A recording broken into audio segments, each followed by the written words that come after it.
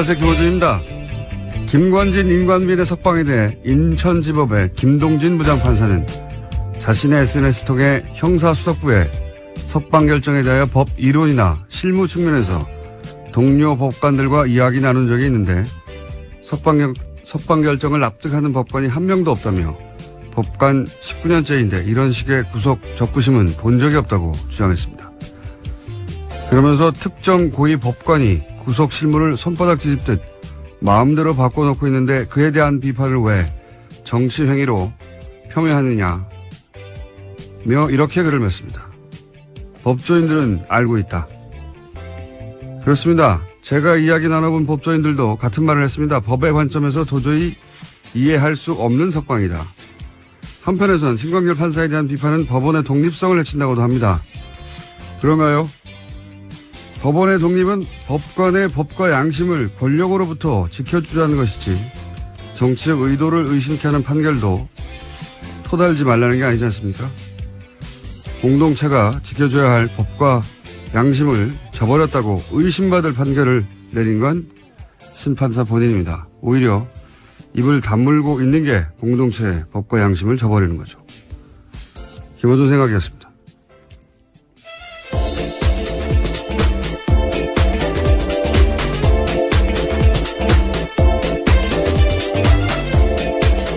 시사인의 김은지입니다.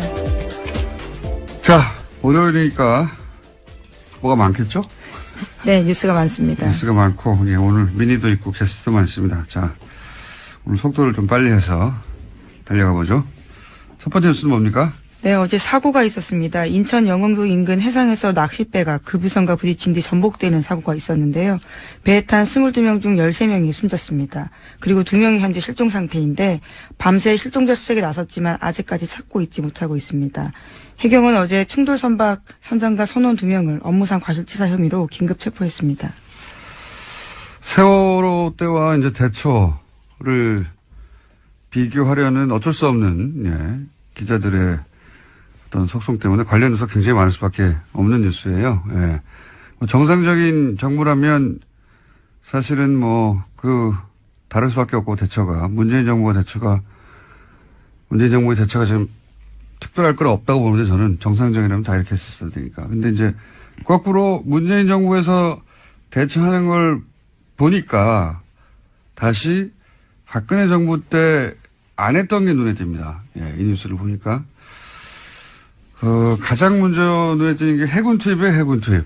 예, 이번에는 해군 함정이 16척인가요? 그리고 헬기도 투입되고, 그리고 해군 소속 잠수사들 20여 명 투입되고 즉각. 근데 당시로 더대로 가보면 황기철 전 해군 참모총장이 통영함이 구조함이었거든요. 예. 출동 명령을 내리는데 상부라고만 표현됐는데 도대체 누가 정확하게 제재했는지는 안 나오고 상부가 출동을 제지하고. 근데 말이 안 되잖아요. 지금 조그만 이 낚싯배가 지금 사고가 났는데도 좀 배가 16척이 갔는데 그래서 구조 전문 함정인데 게다가 근처에 있었어요. 통영함. 출동 명령을 다시 내리죠. 예. 말이 안 된다고. 또다시 제지합니다. 그래서 못 갔는데 그리고 나서 이제 황 총장은 그에 사퇴합니다. 예. 사퇴를 당했다고 저는 보는데 당하고 그 다음 해에 곧바로 납품 비리로 구속이 돼요. 그리고 나서 1심, 2심 대법원 모두 무죄가 되긴 했죠. 예. 되돌아보면 통영함 출동을 제지한 게 누군가. 제지할 수 있는 사람은 합참의장, 국방부 장관, 대통령, 세분밖에 없어요. 해군 총장이 배를 출동시키라고 했는데 왜 사고가 나서 못하겠단 말이죠. 그게 이제 괘씸해서 이 양반을 찍어내고 납품비리 만들어서 억지로 엮어 넣었다가 결국은 무죄가 됐지만, 이때 누가 막았는지, 왜 막았는지 저는 다시 한번 이야기 돼야 되는 사안이라고 봅니다. 네. 거꾸로 이제 정상적인 대처를 보다 보니까 그때 왜 안 했느냐 하는 게 다시 되짚어 주게 된 사건이고 앞으로 당분간 그런 얘기가 나올 거라고 봅니다. 예. 다음 뉴스는요? 네, 최윤수 전 국정원 2차장에 대한 구속영장이 지난 2일 기각됐습니다. 최 전 차장은 이석수 전 특별감찰관 등을 불법 사찰하고 문화계 블랙리스트 작성에 관여한 혐의를 받고 있는데요. 서울중앙지법 오민석 영장전담 판사가 밝힌 이유는 이렇습니다. 최 전 차장이 범행가당 경위와 정도에 비춰서 구속의 필요성을 인정하기 어렵다라면서요. 기각 사유를 밝혔습니다. 이건 참 저희가 이정렬 판사가 그렇지 않아서 준비되어 있습니다. 전 판사님이. 이건 이제 이석수 전 특별감찰관이 뒷조사를 당한 건 명백하단 말이죠. 그래서 뒷조사를 한 내용을 우병우 수석에게 전달한 추 전 국장은 구속됐어요. 이 일로. 네, 심지어 추 전 국장 같은 경우에는요, 검찰 조사에서 이러한 불만을 말하기도 했다라고 채널A가 보도하고 있는데, 추 전 국장은 청와대 보고는 상관의 지시에 따른 거였다라고 인정하면서 자기가 범죄를 저지른 거면 이를 지시한 최윤수 전 차장도 범죄자다 이렇게 이야기하고 있다고 합니다. 너무 당연하죠. 자기 보고 그걸 하라고 시킨 사람은 구속이 안 된 거 아니에요. 자기는 그 일을 했을 뿐인데. 이게 이제 이 영장은 결국은 추 국장 이야기는 최윤수 전 국정원 차장이 시켜서 한 일인데 왜 나만 구속되느냐 이 말이고, 법원이 이제 시킨 사람은 풀어준 건데 이게 이제 우병우 전 수석 영장으로 가는 징검다리였었다고 다들 이제 추정하는 건데, 이걸 우병우 전 수석 영장이 발부돼서는 안 되니까 막은 게 아니겠느냐 이렇게 얘기들 할 수밖에 없는 상황인 거죠. 예. 이명박 정부에서는 김관진, 박근혜 정부에서는 우병우. 이 두 사람은 절대 구속되면 안 되는 사람이라고 봅니다. 네. 관련 영장이 계속 기각되고 있어요. 요건 이정렬 판사하고 저희가 다뤄보겠습니다. 자, 다음 뉴스는 뭡니까? 네, 그래서 관련해서 계속해서 혐의가 나오고 있는데요. 우병우 전 수석 관련된 혐의입니다. 과학계에서도 블랙리스트가 작성됐다라고 JTBC가 보도했는데요. 박근혜 정부 시절에 우병우 전 수석이 이끌던 청와대 민정수석실에서 국정원을 동원해서 과학기술계를 감시했다라는 겁니다. 최소 300명 이상의 단체와 개인이 포함되어 있다라고 하는데, 국정원 적폐청산 TF가 관련된 문건을 발견하고 검찰에 넘겼다라고 합니다. 아니, 문화예술은 대중들에게 뭐 영화나 드라마가 영향을 끼치니까 그랬다고 하더라도, 치더라도, 과학계는 왜 그랬을까요? 예. 이런 건 무슨 어떤 특별한 계기가 있어야 되거든요. 예. 어떤 사건이 이들로 하여금 이런 발상을 하게 했느냐, 굉장히 궁금해지는데, 과학기술계가 갑자기 정부 비판을 한다든가, 눈에 띄게, 뭐 정부 비판은 어느 분야에나 있을 수 있지만, 그게 이제 정부 차원에서 개별적으로 뒷조사를 시켜야 되겠다 할 만큼이면 무슨 계기가 있을 텐데, 저는 그 계기가 궁금하고요. 일단 세월호 관련 사건이 아닐까. 당시 정부 대처에서 과학계에서도 비판이 많았었거든요. 계기가 궁금합니다. 계기가. 이런 짓을 했다는 건 박근혜 정부랑 그럴 수도 있겠다 싶은데 왜 했을까? 그게 궁금하다. 1차 보도니까 이것도 역시 이제 우병우 민정수석실에서 했던 거니까 그리로 가는 이 혐의가 추가가 된 겁니다. 추가가 된 건데 왜 했을까 궁금합니다. 저는 신기해요. 자, 다음 뉴스는요. 네, 429조 원 내년도 나라 살림을 두고요. 아직까지도 국회에서 통과되지 못하고 있습니다. 지난 2일까지 통과됐어야 하는데 아직까지 지지부진한 상황인데요. 특히 여야는 문재인 대통령 1호 공약인 공무원 증원을 두고요. 팽팽하게 맞서고 있습니다. 민주당은 원안보다 1,500명 줄여서 1,500명 증원을 제시했지만 자유한국당에서는 7,000명 안팎, 국민의당에서는 8,000에서 9,000명 정도를 주장하고 있습니다. 지금 국회에서 한참 이걸로 싸우고 있는데요. 예. 문재인 정부의 공약 관련된 예산은 통과시키지 않겠다는 게 지금 야당의 의지인 거죠. 실제로는 다른 게 중요한 게 아니라. 네, 요 문제는 저희가 3부에서 정창수 나라살림연구소장, 예산만 20년간 파온 분입니다. 그래서 뭐가 잘못됐는지 따져보기로 하고요. 그리고 지난 주말에 SNS, 제가 오픈에서도 잠깐 얘기했지만,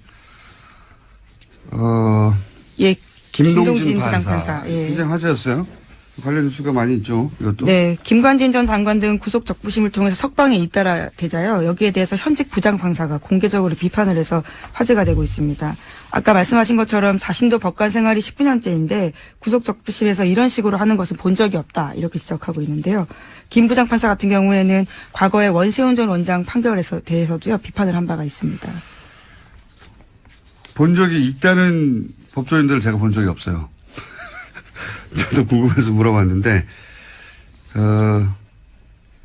이제 신광열 판사를 비판하는 거는 이제 정치적 비판이라고도 보수 매체에서도 하는데 이 석방 자체가 정치적인 거죠, 사실은. 석방 자체가. 그리고 이제 김동진 판사 페이스북 발언에 대해서 비판이 있어요. 법관은 판결로 말해야 되지 않느냐. 법관이 맡은 개별 사건에 대해서는 판결문을 쓰니까 그때 이제 판결로 하고 싶은 말을 하죠. 근데 임관빈 석방처럼 굉장히 중대한 정치 범죄인데 그걸 밝히는데 가장 중요한 피의자 2명을 풀어줬단 말이죠. 이런 경우 내 판결이 아니니까 아무 말도 하면 안 된다는 거잖아요. 지금 김동진 판사의 비판은, 대한 비판은.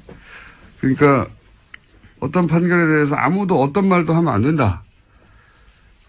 이걸 법관 독립이라고 얘기하는데 저는 이게 말이 안 된다고 보는 게 법관 독립이 어떤 판결에 대해서도 누구도 어떤 말도 하면 안 된다. 이 말이 아니잖아요. 이 말이 아니라 예전에 이제 법관 판결에 이제 권력이 또 영향력을 행사해 왔기 때문에 그걸 못하게 그런 영향력을 행사해서는 안 된다. 법관은 독립되어야 된다는 이야기인데 근데 이 신광열 판사의 석방은 법과 양심이 아닌 다른 이유로 그런 석방을 하지 않겠느냐.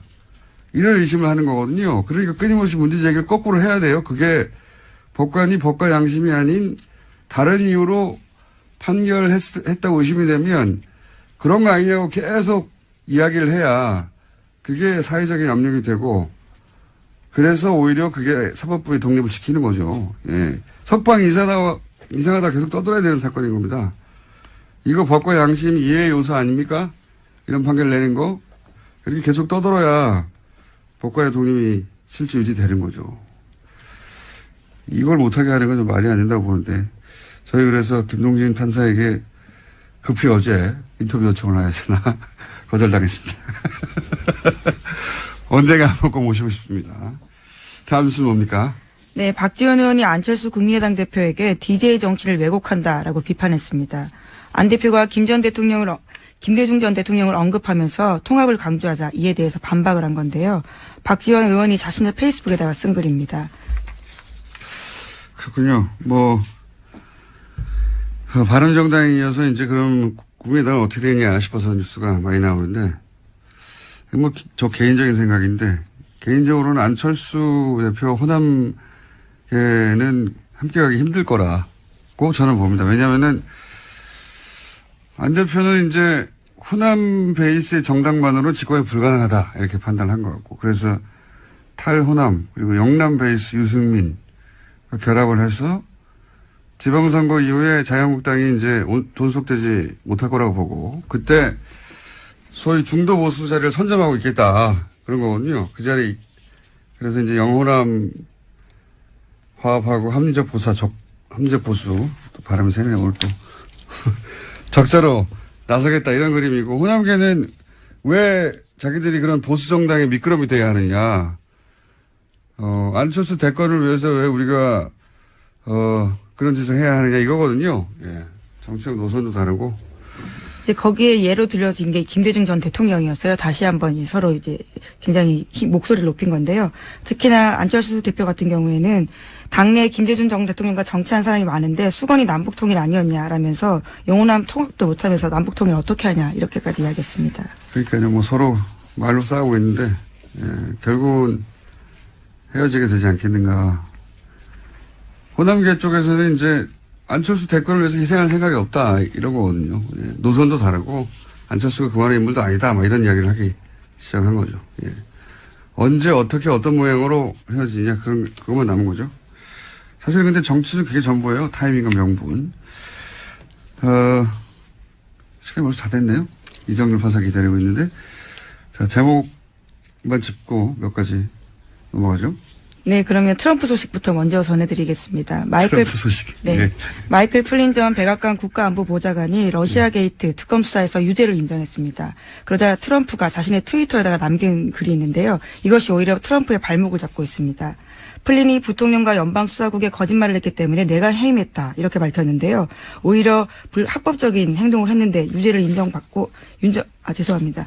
플린이 합법적으로 행동했는데도 유죄를 인정하고 감형받으려 하는 것이 부끄럽다 이렇게 이야기를 한 건데요. 그러니까 오히려 사법방해죄가 되는 게 아니냐라는 논란이 일고 있습니다. 이거 그냥 넘어가려고 그랬는데 시간이 짧아서 잠깐 얘기하고 넘어가야 되겠네. 이제 트럼프의 트위터가 이런 얘기거든요. 플린을 해고한 이유는 그가 거짓말했기 때문이다. 인수위 기간, 이제 미국 대통령 인수위 기간에 있었던 일은 합법적이었다. 이렇게 썼어요. 이게 아주 이상한 논리인데 이 기사만 봐서는 도대체 무슨 말인지 잘 모르게 기사를 썼어요. 보니까 저도 봤는데. 마이클 플린 국가안보보좌관인데 플리바게를 했습니다. 플리바게라는 게 이제 내 죄 있으니까 죄 있다는 거 인정할 테니까 형량 좀 낮춰줘. 뭐 이런 플리바게를 했는데 그 말은 무슨 말이냐면 그 인수위 기간에 트럼프가 합법적으로 했던 그 기간에 불법적인 일을 했다는 거거든요. 근데 트럼프가 이제 플린을 해고한 게 거짓말을 했기 때문이라고 했는데 이게 왜 이상한 논리냐면 트럼프 말은 플린이 불법이 있었던 것처럼 FBI 거짓말 했다는 거예요. 그 기간에. 네, 앞서서 그랬다라는 거죠. 불법이 있었던 것처럼 불법이 없었는데 트럼프가 트위터에서 하고 싶었던 말은 자기는 잘못이 없는데 플린이 마치 불법이 있었던 것처럼 자기를 모함했다. 이런 소리예요. 모함했다. 그래서 해고했다. 이런 논리 전개인데 자기가 잘못이 없다는 걸 트럼프는 강조하다 보니까 이게 논리가 꼬인 거예요. 왜 꼬인 거냐면 플린은 그때는 러시아 개입이 없었다고 주장했거든요. 그러다가 지금은 아니다. 있다고 바꾸는 중이에요. 그러니까 트럼프 논리대로 하면 러시아 개입이 없었다고 한 게 거짓말이 되는 겁니다. 그렇죠. 그래서 사법방해죄가 된다라는 지적이 나오고 있습니다. 러시아 개입이 있었다가 사실이라는 말이 되는 거예요. 트럼프의 말은. 이해가시나? 자가당착인데? 이게 이해가 안 가실 수도 있어요. 말을 연속해서 바꾸다 보니까 스스로 발이 꼬이고 있는 겁니다. 예. 플린이 거짓말한 걸 트럼프가 알고 있었다는 것도 또 문제가 되는 거예요. 왜냐하면 트럼프는 자신이 조사를 하던 자신을 조사하던 FBI 국장 있잖아요. 코미 국장. 해고했잖아요. 큰 문제가 됐는데, 그러니까 플린을 조사하던 코미를 해고했는데, 플린이 거짓말한 걸 알고 있었다는 것은 죄가 있는 플린을 조사하던 코미를 해고했으니까 FBI 사법 행위를 방해한 게 된 거죠. 어쨌든 트럼프 트위터 다시 한번 해야 되겠습니다. 이게 무슨 말인지 이해할까 모르겠네요. 이해가실까? 거짓말을 하다가 결국은 자기한테 굉장히 불리한 트위터를 썼다. 이거예요. 거짓말을 하다가 연속으로. 이거 다시 한번 해야 될 것 같습니다. 자, 오늘 여기까지 하고요. 어쨌든 논리가 정반대로 꼬였다는 거고. 여기까지 해야 되겠습니다. 시사인의 김은지였습니다. 감사합니다. 네. 바로 이어서 이정열 전 영장 해설 전담 판사 연결됐습니다. 안녕하십니까? 네, 안녕하세요, 공장장님. 네. 월요일이라 말을 꼬이고 혀도 꼬이고 하고 있는 와중인데. 아니요. 자. 알아들었습니다. 알아들으셨어요? 네. 네. 이 말은 나는 똑똑하다 이 말이죠. 아이, 무슨 말씀. 자, 우선 시간 역순으로. 네. 최윤수 국정원 2차장 영장이 기각됐습니다. 이거 예상하셨던 바입니까? 그게 쉽지는 않았어요. 아마 청취자님들도 마찬가지일 텐데 당연히 풀리지 않겠냐 생각을 하셨을 거고 저도 비슷했는데 일단은 어떻든 풀리든 안 풀리든 간에 이종명 전 차장하고 아까 언급하셨던 최윤수 전 차장하고 같이 가지 않겠나라는 생각은 했어요. 한쪽이 풀리면 다른 쪽도 풀리고 한쪽이 들어가면 다른 쪽도 들어가고 이랬었을 것 같거든요. 얘기 들어보면은 또 이런 말씀하시는 분들도 계시더라고요. 이 김관진 전 장관이나 임관빈 전 실장 같은 경우는 이제 종전에 그 이명박 박근혜 정권 때 무기거래 관련이 있는 사람들이라 입을 막을 필요가 있어 꼭 풀어줘야 되는데 지금 이 전 차장은 무기거래랑 관련이 없으니까 그냥 적부심에서 못 나오지 않겠냐 이런 얘기를 하시는 분들도 계시던데 아무튼 이제 구속되지 않겠나 싶었어요. 최 전 차장도 이종명 전 차장 적부심에서 못 나가니까. 근데 김영수 대법원장 얘기가 딱 나오고 나니까 이거 이렇게 되면은 영장 청구 기각될 수도 있겠다. 그러니까 이게 김 대법원장 발언이 어떻든 외견상 보면은 뭐 이렇게 영장 판사들이든 누구든 간에 일선 판사들이 하는 거로 이제 뭐 존중하겠다 이런 뜻으로 해석이 되잖아요. 자, 이게 이제 너무 많은 사건이 한꺼번에 벌어져가지고 많은 사람들의 이름을 거론하시는데 대법원장이 무슨 말 했는지도 모르는 분들이 많거든요. 예. 예. 대법원장이 이제 그 법관의 독립을 해치는 지나친 판사 판결에 대한 비판은 자제해달라는 네. 취지의 말씀하셨죠. 그게 이제 신광열 판사에 대한 비판이 많다 보니까 네. 뭐 언론적인 얘기만 하지만 법관의 독립을 존중하자 이런 취지의 얘기를 했어요. 그죠? 대법원장이. 네네. 그렇죠. 예. 예, 왜냐하면 최근에 이제 이런 영장 기각이나 또는 뭐 구속 적부심을 통한 석방에 대해서 워낙 비판이 많으니까요. 예. 이제 그 말씀을 듣고 또 이 최윤수 구속영장 기각시킬 때 부담을 덜고 기각을 시켜버리는 게 아닐까 이런 전망을 하셨다는 거죠. 그렇죠. 뭐 예. 판사들이 용기를 얻었을 것 같다. 용기를 얻었을 것 같다. 김동진, 잠깐만요. 김동진 부장판사의 SNS에 대해서는 어떻게 생각하십니까? 이거 왜 비판하지 말라는 거냐? 말도 안 되는데, 예, 그렇죠. 일단 뭐 거의 다 맞는 말씀이에요. 저 동의하고요. 예. 그러니까 특히 이제 구속적 부심 결정이 잘못했다라고 비판하는 거는 당연한 이야기고, 그 20년 가까운 경력 가진 현직 뭐 부장이 보더라도 이상하니까, 그러니까 예. 그렇게 썼는데, 이게 이제 여기에 대해서 뭐 또 김동진 부장의 이야기에 대해서 비판하는 얘기가 또 좀 나오던데 보면, 예. 뭐 언젠가 기회가 되면 말씀드릴지 모르겠지만 이게 서울중앙지방법원에서 한 구속적 부심 결정이잖아요. 예. 그러니까 이런 식으로 하게 되면은 중앙지방법원이 우리나라에서 차지하는 위상이, 우리나라 법원에서 차지하는 위상이 상당히 커요. 거의 뭐 선도적이거든요. 예. 어떤 법원 중에 제일 크니까. 그래서 중앙법원에서 하게 되면은 다른 법원에 그 미치는 영향 파급 효과가 상당히 크거든요. 기준점이 그러니까, 되는 거죠, 기준점이. 그죠? 그렇죠. 예. 그래서 김동진 부장 입장에서 보면 지금 김동진 부장이 무슨 업무를 맡고 있는지까지는 제가 잘은 모르겠지만 어쨌든 다른 판사들을 봤을 때 이게 지금 앞으로 구속적 부심이 이제 큰일 난 거예요. 긴급체포 위법하다고 이런 식으로 해버리면 뭐 심지어 이제 변호사 여부 만나보니까 변호사를 이제 신났다. 이런 식으로 다 풀린다 이제. 신났다 뭐 이런 얘기 하더라고요. 예. 그러니까 김동진 부장 입장에서 보면은 이거 이제 자기들 업무하고 관련이 있는 거예요 이제는. 그러니까 단지 이게 뭐 무슨 뭐 법관은 판결로만 말했는데 이런 문제가 아닌 거죠. 자기하고 지금 관련이 있어요. 그러니까 거기에 대한 비판은 전혀 타당하지 않고요. 그리고 그 이제 대법원장 발언에 대해서 김동진 부장이 또 얘기를 한 게 있던데 그 부분은 막 김 부장 같은 이제 뭐 양심적이고 정의로운 판사 입장에서는 사실 이 대법원장 발언이 좀 답답할 거예요. 언론이니까. 예. 그렇죠. 예, 뭐 적폐청산이 시급한데 언제 지금 이런 거 지금 뭐 이렇게 옹호해선 되겠느냐 이렇게 생각이 드는데 그거는 내부에서 이제 그 김 부장 같은 그런 그 견해일 것 같고 완전 시간이 있으면 말씀드리겠지만은 제가 보기에는 크게 뭐 염두에 둘 만한 이야기는 아니지 않나 싶거든요. 그냥 원론을 얘기했을 뿐이다. 네, 그렇죠. 그리고 그렇게 얘기할 수밖에 없는 상황이고요. 또 그리고 대법원장 입장에서는 그러니까 크게 뭐 염두에 둘 필요는 없고 오히려 그 대법원장 얘기 중에 이제 뭐 정치적인 그 목적을 가지고 이렇게 법관의 판단에 대해서 비난하는 건 옳지 않다 이렇게 하고 있는데 정치적인 목적 갖고 있으면 안 되죠. 예. 그런데 우리 같은 일반인들은 정치적인 목적이 없잖아요. 그러니까 하면 되죠. 열심히 하면 되죠. 아니, 근데 석방 자체가 정치적 의도를 가지고 한 게 아니냐고 의심받는 거 아닙니까? 법리로 이해가 그렇죠. 안 되니까. 예. 맞습니다. 이미 석방이 정치적인데 그걸 비판하는 게 안 된다는 건 말이 안 되는 것 같고요. 예. 네. 시간이 있을지 모르겠다고 계속 말씀하셨는데 시간이 있은 적이 없어요, 저희가. 그러게요. 오늘은 그러면 간단하게 하나만 정리를 하고 내일이나 모레 다시 하죠, 또. 네, 알겠습니다. 연결해서 하겠는데. 예. 이 최윤수 국정원 2차장을 이제 기각될 거라고 예상했던 사람들의 이때가 계속 기각됐던 게 우병우 전 수석과 관련된 건 다 기각됐으니까 네. 이 구속영장 청구도 기각될 거라고 이렇게 생각을 했단 말이죠. 이건 이제 법리는 네네. 모르고 예. 계속 계속 이어진 정치적 상황 속에서 그렇게 예상을 했는데 법리적으로 볼 때 최윤수 국정원 2차장을 기각하는 게 맞는 겁니까?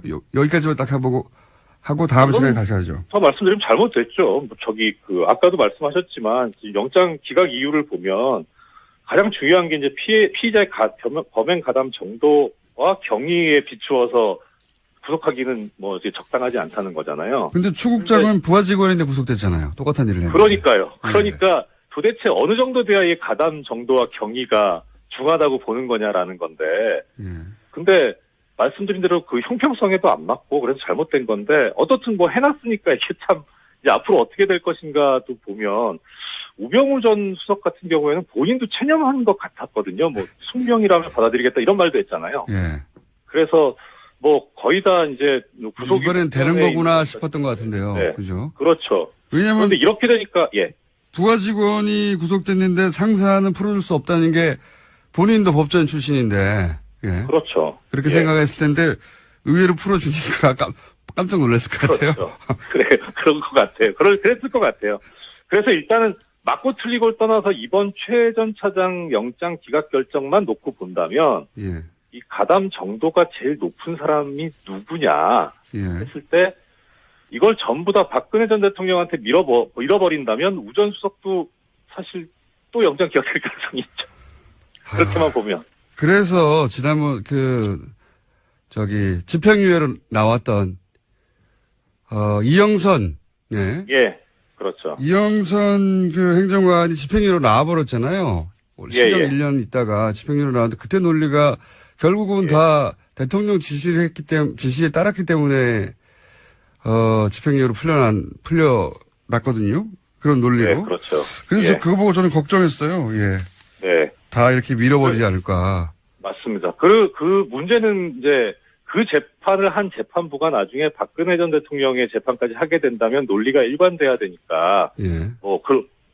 그거는 큰 문제가 어쩌면 안 될 수도 있어요. 왜냐면 결국은 박근혜 전 대통령이 다 시킨 거 아니냐 이렇게 가면 되니까. 박근혜 전 대통령 빠져나가기 힘들다 보고 예. 다른 관계자들 등의 중요 관계자들 이렇게 빼고 있는 게 아닐까. 이런 의구심을 일반인들이 갖는 거죠. 그렇죠. 예. 자, 오늘은 여기까지 한번 해보고요. 그 외에도 사실 많아요. 구속 적부심이 누구는 석방되고 누구는 석방 안 되고 이런 일이 계속 벌어지고 있거든요. 네. 그러니까 저는 김동진 부장판사도 열받은 것 같아요. 우리 보고 어떻게 하라는 거냐 앞으로 그러면. 그렇죠. 어떤 기준으로 하라는 거냐. 예. 예. 당장 뭐 사건 밀려올 겁니다. 예. 엉망진창이 되고 있는 거죠 지금. 예. 동의합니다. 맞습니다. 자, 여기까지 하고요. 예. 나머지 누가 석방되고 누가 석방 안 됐는지 이런 일이 왜 벌어졌는지는 내일 또 다시 연결하겠습니다. 오늘 말씀 여기까지 듣겠습니다. 감사합니다. 예, 고맙습니다. 이정열 전 부장판사였습니다.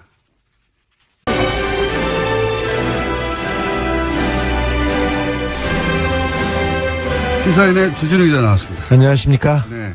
안원구 전 대구지방국세청장님 나오셨습니다. 안녕하십니까? 예, 안녕하십니까? 소개를 꼭 다시 해야 되나 싶긴 한데, 이 두 분을. 어쨌든 두 분이 나와 계시고, 오늘 또 이제 얘기할 내용은, 좀 오래된 내용인데, 다시 되짚어 볼 필요가 있습니다. 왜냐면 여기에 또 비자금이 또 동원됐다는 의혹이 있기 때문에, 뭐냐면은, 이명박 전 대통령의 사저, 예. 그리고 박근혜 전 대통령의 사저, 네, 내곡동 땅이죠. 그리고 평창 땅이고. 예. 네. 요 두 사저에는 공통점이 있다. 네, 사저 구입 관련해서. 이 사저 부지 관련해가지고 공통점이 있다는 건데, 우선 이명박 전 대통령 사저는 사실 특검까지 갔던 사안이라. 예. 네. 그리고 이 내곡동 사저의 특검은 여기 나와 있는 주진우 기자의 취재로 사실 시작된 겁니다. 네. 특검 전문이에요. 주진우 기자가. 특검 몇 건 했어요. 네. BBK 특검과 네. 내곡동 땅 특검 그리고 김어준 총수와 공동으로 선관위 디도스 사건. 네. 선관위 디도스 사건 특검. 제가 했던 것을 기억해 주시기 바랍니다. 네. 특검 유발자. 자, 그런데 이 내곡동, 이명박 전 대통령 내곡동 사저 구입권은, 약간 각도를 달리해서 바라보면, 이거 이명박 전 대통령이 땅 투기한 거 아니야? 예. 예. 기획부동산 아니었어, 이명박 전 대통령의? 그런 점이 있습니다. 상당히 농후합니다. 네. 그때 특검은 이제 구입 자금에 집중했거든요. 예. 네, 구입 자금도 이상합니다. 많은 그보다 훨씬 더 근본적으로 이 땅은 원래 본인 땅인데 이렇게 쿠션 맞고 돌아와가지고 이거 그때 그린벨트를 다 풀고 나중에 땅값 올라가면은 부동산 투기 이익을 보려고 했던 거 아닌가? 이런 의혹이 있어요. 사실 내곡동 그 사저터 내곡동 땅을 찾게 된 이유가 제가 그 동네에서 밥을 먹는데 이명박 대통령 주변 사람들이 내곡동 주변의 그린벨트 땅을 마구 사들이고 있다는 증언이 있었어요. 그리고 그 부동산 업자를 저도 만나봤습니다. 야밤에 새벽에 같이 가서. 네.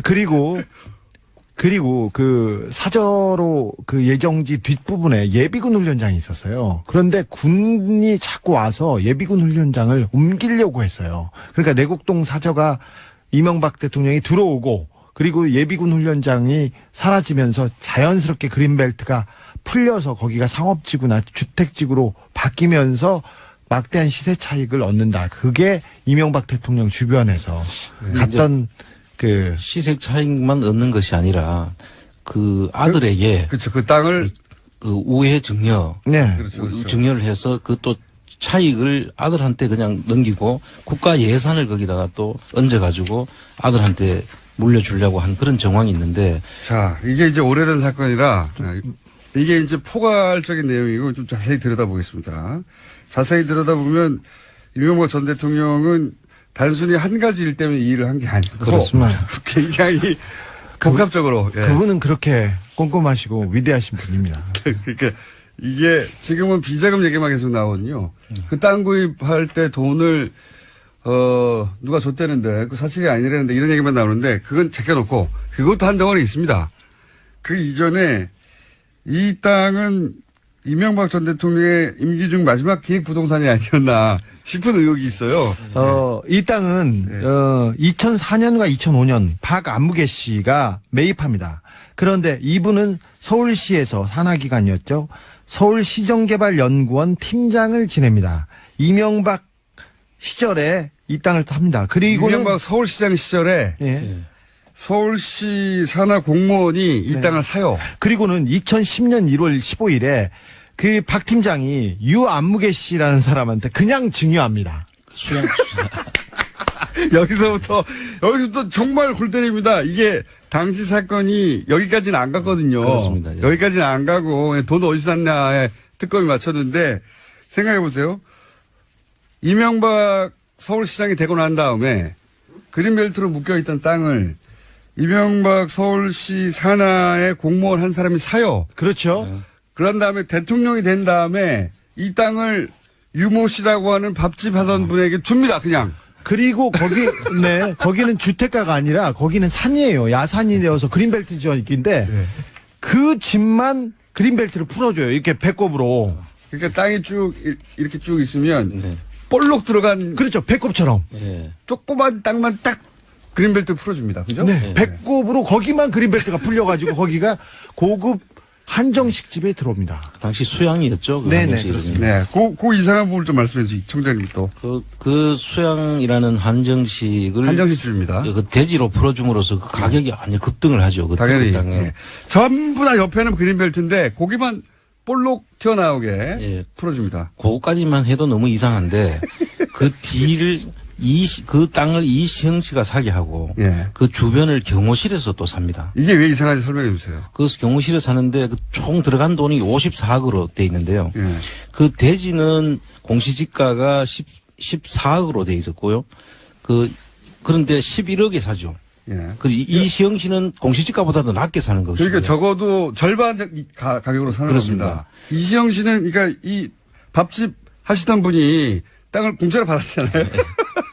20몇 억 땅을 그냥 공짜로 받아요. 이런 신기한 일이. 그런 다음에 이 땅을 이시영 씨는 그 공시지가도 안 되는 돈으로 사요. 예, 예. 실제 그 금액이 한 반값으로 사는 거죠. 실제로 반값으로. 예, 그리고 그 뒤에 또 더 이상한 것은 뒤에 이때 동원된 돈이 비자금이다. 예. 라는 이제 수사를 특검이 한 거예요. 그렇습니다. 근데 우리는 그 돈이 비자금인 건 당연하고 애초에 이 땅 누구 거야? 이거 질문을 다시 해야 된다. 그렇습니다. 그렇게 사고 더 이상한 건 주변 땅이죠. 그 주변 땅을 이제 경호실에서 실제로 공시지가가 한 4억밖에 안 되는데 예. 43억을 주고 삽니다. 임야거든요. 그린벨트여서 아무것도 쓸 수 없는 집이거든요. 그거가 땅이거든요. 맹지예요. 맹지요. 길이 없는 맹지였어요. 예. 저도 제가 이 내곡동 사저터를 발견하고 그 옆에 10평짜리 땅이 나왔어요. 근데 너무 싸가지고 제가 알박기로 원두막을 지으려고 살려고 그랬었어요. 맞다. 그때 저희가 미친 사람이었거든요. 그래가지고 지금 안원구 청년이 플란다스 이렇게 하는 것처럼 이거 알바끼로 사자. 그랬을 텐데 너무 이상하죠. 정리하면 원래 그린벨트여서 예, 굉장히 싼 땅이죠. 예. 개발 여지가 없기 때문에 그린벨트이기 때문에 네. 산이에요. 산. 네. 거기다가 조그만 땅을 하나 삽니다. 서울시장 시절에 서울시 공무원 누군가가 예, 누군지는 알고 있습니다. 저희도 삽니다. 그걸 산 다음에 대통령이 된 다음에 이 땅을 어떤 아주머니에게 팔아요. 파는 게 아니라 줘요. 줘요. 증여. 그냥 줍니다. 준 다음에 그 기간 동안 거기서 한정식을 하라고 하면서 그 땅만 그린벨트를 풀어주죠. 네. 예. 그걸 이시영 씨가 그 땅값이 절반 가격으로 사요. 그렇습니다. 그런 다음에 그 주변 땅들은 10배 넘는 가격으로, 10배 넘는 가격으로 세금으로, 삽니다. 누가 사느냐? 경호실에서. 네. 그래서 합쳐놓으니까 이 땅값이 확 올라가죠. 54억으로 됐는데, 근데 좀 신기한 게 있는데요. 이분들이 그냥 확 산 게 아니라, 수양이라는 한정식 집의 주인이 처음에는 80억에 바깥에다 내놓는 척을 해요. 네, 네. 근데 그 땅이 맹지고 그린벨트인데 누가 80억에 사겠어요? 말도 안 되는 거죠. 네. 스텝을 하나 취해놓고. 그걸 또 싸게 50억에 샀다고 이제 주장하는 그렇죠. 거죠. 그렇게 네. 주장해요. 다 꼼꼼하게 절차는 이루어져요. 그리고 특검 시작하자마자 유모 씨는 도망을 갑니다. 아니, 유모 씨는 미국에서 아예 오지도 않았어요. 유모 씨는 수사 안 했어요. 네. 이 땅 공짜로 받은 사람 왜 당신은 공짜로 땅을 받았냐? 물어봐야 되는데. 특검에서 수사를 했는데 여기는 특검은 열심히 하려고 했어요. 근데 유모 씨는 전혀 귀국하지 않았고요. 유모 씨 딸하고 전화 통화가 됐는데요. 그 땅은 어떻게 됐어요? 그래서 끝났어요. 수사를 안 했어요, 이거는. 네. 이게 진짜 이상한 건 대목이거든요, 이 땅. 그 대목 이외에 또 한 가지 대목이 사실 대통령 그 사저에다가 경호동을 짓는 것은 네. 전직 대통령 예우에 관한 법률에 의해 가지고 짓지 않습니까? 그러면 그 대통령이기 때문에 짓는 거죠. 그런데 대통령 아들이 딴 땅에다가 경호동을 짓는다는 것은 있을 수 없는 일이죠. 네, 이거 유사일에 처음이었을 겁니다. 증여 어차피 사서 지을 거 아들한테 줘야 되니까 증여세 회피 이게 논란이 있었죠. 사전 증여죠. 그것도 있죠. 그러니까 아들이 산 땅은 아주 싸게 사고 네. 나머지 땅들은 크게 비싸게 샀어요. 정부 돈으로. 근데 정부 돈으로. 그러면 생각해 보시면 아들은 정부 돈으로 주변 땅을 높은 가격으로 산 것을 증여받게 되는 건 나중에. 그렇습니다. 만약 이게 특검에 안 들어갔다면 증여받게 되는 것이었고 여기서 끝나면 모르겠는데 이 땅이 나중에 그린벨트를 풀 거다. 예. 대통령, 왜냐면은 대통령 사저니까 당연히 풀어줘야 되죠. 대통령이 왔다 갔다 해야 되잖아요. 예. 주변들 다 왔다 갔다 해야 되고. 그래서 그러면 이 내곡동 땅이 땅값이 확 원래 그린벨트로 묶여있던 게 그린벨트를 풀면서 확 올라갔을 때 누가 이득을 보느냐.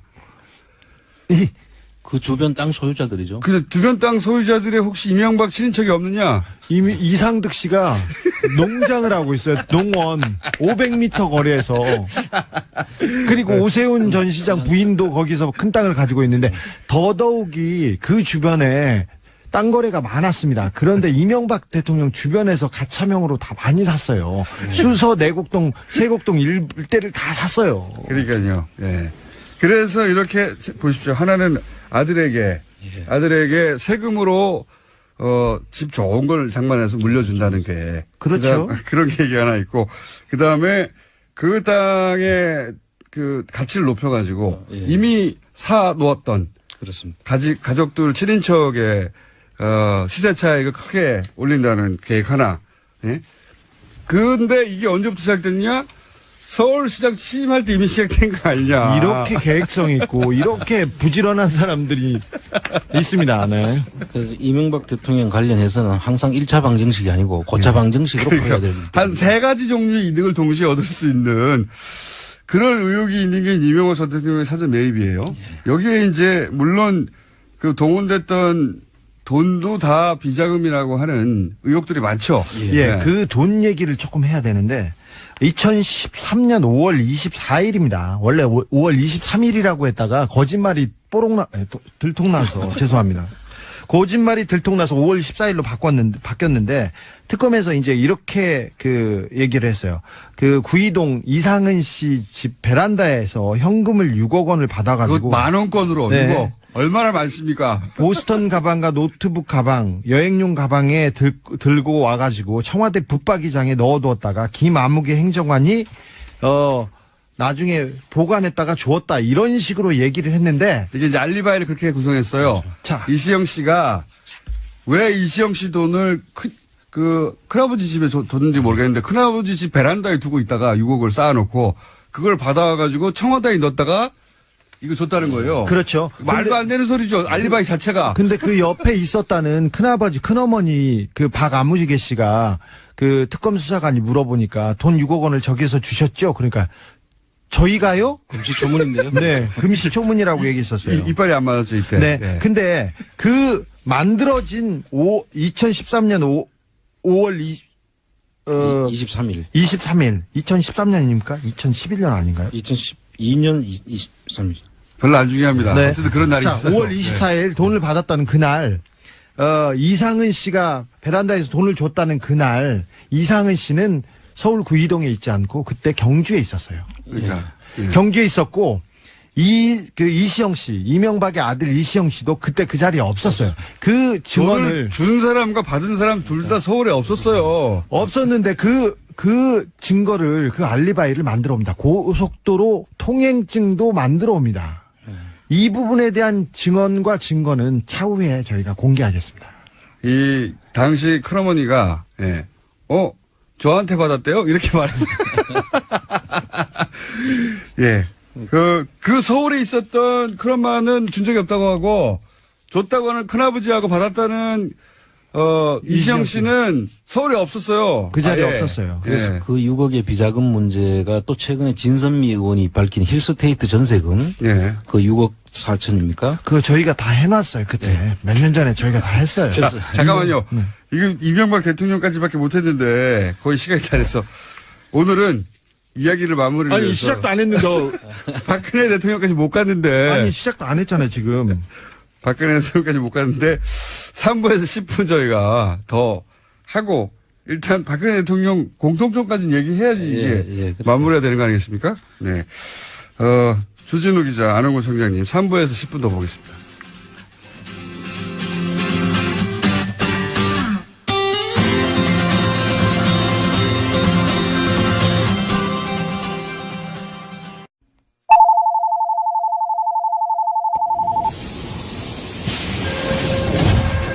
출입문 닫습니다. 닫습니다. 닫습니다. 김어준의 뉴스 공장.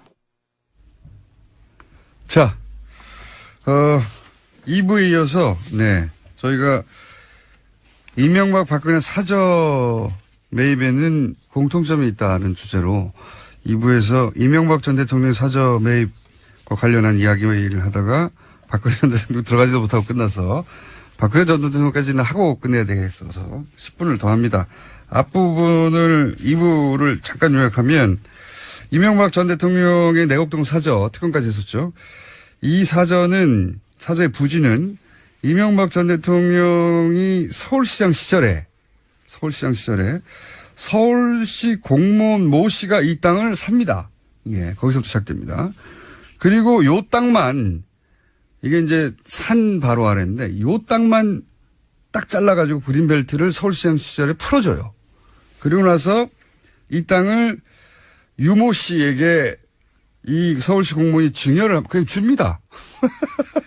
아무런 친인척 관계도 아닌데 땅을 공지시켜만 해도 10억이 넘는 땅을 그냥 증여를 해버려요. 그리고 나서 이 땅에서 식당을 쭉 하다가 이명박 대통령 임기 말에 이 땅을 이시영 씨가 삽니다. 시세의 절반도 안 되는 가격으로 삽니다. 사는데 살 때 동원했던 돈이 이제 비자금이다 하는 게 특검의 내용이었고 저희는 그 내용이 아니라 이 땅이 애초부터 차명 보유됐던 거 아닙니까라는 의혹을 가지고 있어요. 아예 이명박 전 대통령의 차명으로 그 땅을 보유하고 있다가 나중에 사저로 이 땅을 세금을 동원해서 매입한 게 아닌가 여러 가지 이상한 과정을 통해서 중간에 가족도 아닌데 증여를 한 부분도 굉장히 이상하고요. 이 유모 씨는 특검에서 조사를 안 했어요. 미국으로 가버려가지고. 그래서 애초에 차명 땅을 그렇게 대통령 임기 말에 소위 이제 기획부동산으로 아들에게 세금을 통해서 물려주려고 한 거 아닌가. 대통령 사전인데 이 얘기를 한참 했죠. 한참 했는데 이제 박근혜 전 대통령의 이제 평창동 케이스도 유사하다. 어떤 점 유사한지 좀 설명해 주시죠. 간단하게. 이제 강원 평창군의 용평면 도사리에 있는 땅인데요. 최초에는 그 땅이 한 7만 평 되는데 그 땅을 최초에는 그 정윤회와 최순실 양 사람 명의로 정윤회가 3, 그다음 최순실 7이었던 그 지분 구조를 가지고 도입했던 거죠. 이게 이제 박근혜 전 대통령의 땅이 아니었던 공통점 그리고 주변인의 소유를 있었던 거죠 지금. 그렇습니다. 그런데 그 땅을 이제 정윤회 씨와 그 최순실 씨가 이혼을 하면서 정윤회 씨가 가지고 있던 3을 전부 다 정유라 씨한테 주죠. 예. 그리고 최순실 씨가 가지고 있던 70% 중에서 20%를 또 정유라한테 줘가지고 정유라와 최순실 씨가 5대5로 이걸 소유하고 있는 땅인데 그 JTBC에서 한번 밝혔지만 유상영 씨라는 그 최순실 씨 그 일 봐주던 친구가 있지 않습니까? 일 봐주는 사람으로 최순실한테 마지막까지 남아있던 사람이 유상영, 김수현이라는 사람인데 그 중에서는 그래도 머리를 조금 썼던 사람입니다. 그러니까 검찰 수사에 대해서 수사 내용을 파악해서 파악이 아니라 누가 검찰에서 유상영한테 보고했어요. 그래서 유상영이 그 최순실한테 보고하는 내용들이 휴대폰 메시지에 그대로 남아 있었던 그런 인물입니다. 그 사람은 또 뭐 잠깐 하는 스포츠 사업을 가지고 돈을 만드는 역할을 그 사람 머리에서 다 나온 거예요. 보니까. 보고서를 쓰기도 했는데 일반인이 보기에도 굉장히 허접한 좀 되게 부족한 사람이에요. 그런데 어쨌든 최순실 씨 주변에서는 브레인으로 통했습니다. 그 사람 말에 의하면은 그 평창군의 그 도사리 땅을 거기다가 박근혜 씨의 그 퇴임 후에 사저를 아방궁으로 짓겠다 하는 그런 계획을 가지고 자기가 거기를 드나들었다라고 하는 진술이 있죠. 아방궁 계획이라고, 아방궁이라는 표현은 그분이 유상영 씨가 한 말입니다. 그렇습니다. 저희가 표현한 게 아니라. 이분은 아방궁의 의미를 잘 모를 거예요, 단어를. 그 정도 수준인데 아무튼 크게 짓겠다는 생각이었나 보죠. 네네. 크고 화려하게 짓는다는 것을 그렇게 표현했죠. 사절. 근데 여기서 이제 공통점을 이제 정리해 주시면요. 이제 공통점을 보면 첫째는 원래 그 대통령 사전은 대통령이 대통령 땅에다가 지어주는 거죠. 원래. 근데 이건 보면은 그 정유라와 최순실 땅에다가 대통령 사저를 짓겠다는 것입니다. 이명박 전 대통령도 마찬가지입니다. 그렇습니다. 다른 사람이 소유하고 있던 땅을 아들이 사서 지금 그렇습니다. 거기다 짓겠다고 한 거였죠. 그럼 사저를. 경호동이 들어오게 되고 그 땅들이 다 그린벨트로 되어 있는 목장지 용지였지 않습니까? 네, 목장지 그럼 임야. 그걸 다 이제 풀 수밖에 없죠. 대지로. 양쪽 다 그린벨트였던 걸 풀게 되는 거죠. 그리고 진입 도로라든지 그동안에 거의 뭐 임목도로 정도 나와 있던 것을 임도 정도를 다 도로를 완전히 다 뚫어야 되지 않겠습니까? 그린벨트였으니까 차도가 없었을 거 아닙니까? 당연히 못 짓게 하니까. 근데 이제 사저가 들어가면 거기에 정식으로 도로가 나죠. 그럼 그 주변 땅들은 급상승을 하게 되죠. 가격이. 그래 7만 평이나 되는 땅들에 대한 가치 상승이 지금 그 이시영 씨가 내곡동 땅을 한 거하고 똑같은 그런 결과를. 근데 지금 이제 내곡동 땅을 그때 사저로 이제 결국 진행을 했었으면 내곡동 땅 주변 땅을 소유하고 있던 이명박 전 대통령의 인척이 소유하고 있는 땅들 가치가 급상승했겠죠. 그래서 이제 부동산의 이득을 볼 상황이었는데 박근혜 전 대통령 케이스도 마찬가지였던 거죠. 최순실 씨가 그 주변 땅들을 소유하고 있었지 않습니까? 그렇습니다. 그러니까 그래서 이제 지가가 또 상승하게 되는 거죠. 예. 그런 곳에 지으려고 했고, 예. 또 하나의 공통점이라고 한다면, 다음 세대에게 세금으로 그 땅의 가치를 물려주는. 네. 세금 없이 원래 세금 없이 참, 사전 상속이라든지 상속세를 물고 사실 주는 게 맞는데 네. 그 땅 위에다가 건물을 지어 가지고 그 모든 혜택들이 다 땅 주인한테 돌아가게 돼 있지 않습니까? 그런데 땅 주인은 이시영 씨가 있었고, 예. 이 경우에는 정윤아 예. 씨가 있었던 거죠. 예. 아주 이상한 거죠. 정윤아 씨가 딸은 아니지만 어쨌든 다음 세대에게 그 가치가 물려지는 상황. 예. 그런 공통점이 있다고 간략하게 정리를 할 수 있습니다. 네. 그런데 그 땅을 가지고 또 한 사건이 한 번 있죠. 당시에 외환은행 네. 그 이상화 씨를 통해 가지고 예. 스탠딩 LC라는 이 한국 땅을 담보로 해서 그 땅으로도 연결되네요. 그 땅하고 담보로 해서 독일에서 돈을 5억을 빌리죠. 예. 이거 이제 여러 번 얘기했었는데 간단 요약하면은 원래 이제 무역회사한테나 주는 LC를 예. 정유라라고 하는 10대에게 독일에서 대출받도록 과정을 봐준 예. 그때 담보로 제공된 땅이 이 땅이었습니다. 예. 참 여러 가지가 다 연결되어 있습니다. 자, 그런데 그건 공통점이고 저는 이제 재수사가 이루어져야 되는 대목은 이 사저의 애초 이명박 전 대통령 사저 부지 내곡동 땅 이 땅의 원소유주가 이명박 전 대통령이 아니었냐 차명소유 아니었냐 부동산이 그 부분을 지금 검찰이 수사를 해야 되는데 그때 미국으로 갔던 유모 씨 그러니까 그 사저 부지에서 식당을 운영했던 한동안 그 네. 유모 씨에 대해서 검찰은 어디까지 조사가 말하는 그때 특검에서 수사를 하려고 했는데 연락이 닿지 않았습니다. 근데 미국에 가서 미국에서 네. 근데 유모 씨하고는 연락이 안 닿고 유모 씨의 딸과 연락이 닿는데 그렇게 영어를 잘하는 사람이 아닌데 끝까지 영어로 대답을 해가지고 네, 조사에 한계가 있었어요. 오늘은 여기까지 하겠습니다. 이거 수사 내곡동 수사 다시 해야 된다. 자, 지금 시사인의 주진우 기자, 감사합니다. 안원구 전 국세청장입니다. 감사합니다. 예, 감사합니다. 자, 이어서 지금 국회에서 예산안 처리가 이루어지고 있는데 법정 시한을 넘겼습니다. 법정 시한이 어제 그저께였거든요. 넘겼습니다. 합의안 도출에 실패하고 있는데 뭐가 문제인지 나라살림연구소 정창수 소장 연결해서 물어보겠습니다. 안녕하십니까, 소장님? 네, 안녕하십니까. 네, 이게 왜 안 되고 있는지 쟁점부터 정리해 주십시오. 6개가 마지막 견적이 남았었는데요. 네. 이제 4개는 사실은 좀 소소리로 넘어갔고 2개가 지금 중요합니다. 예. 일자리 안정자금하고 공무원 증원. 예. 이 2가지에서 크게 걸렸고요. 세금에서도 2개 걸려있긴 하지만 이 2개가 핵심이라고 볼 수 있습니다.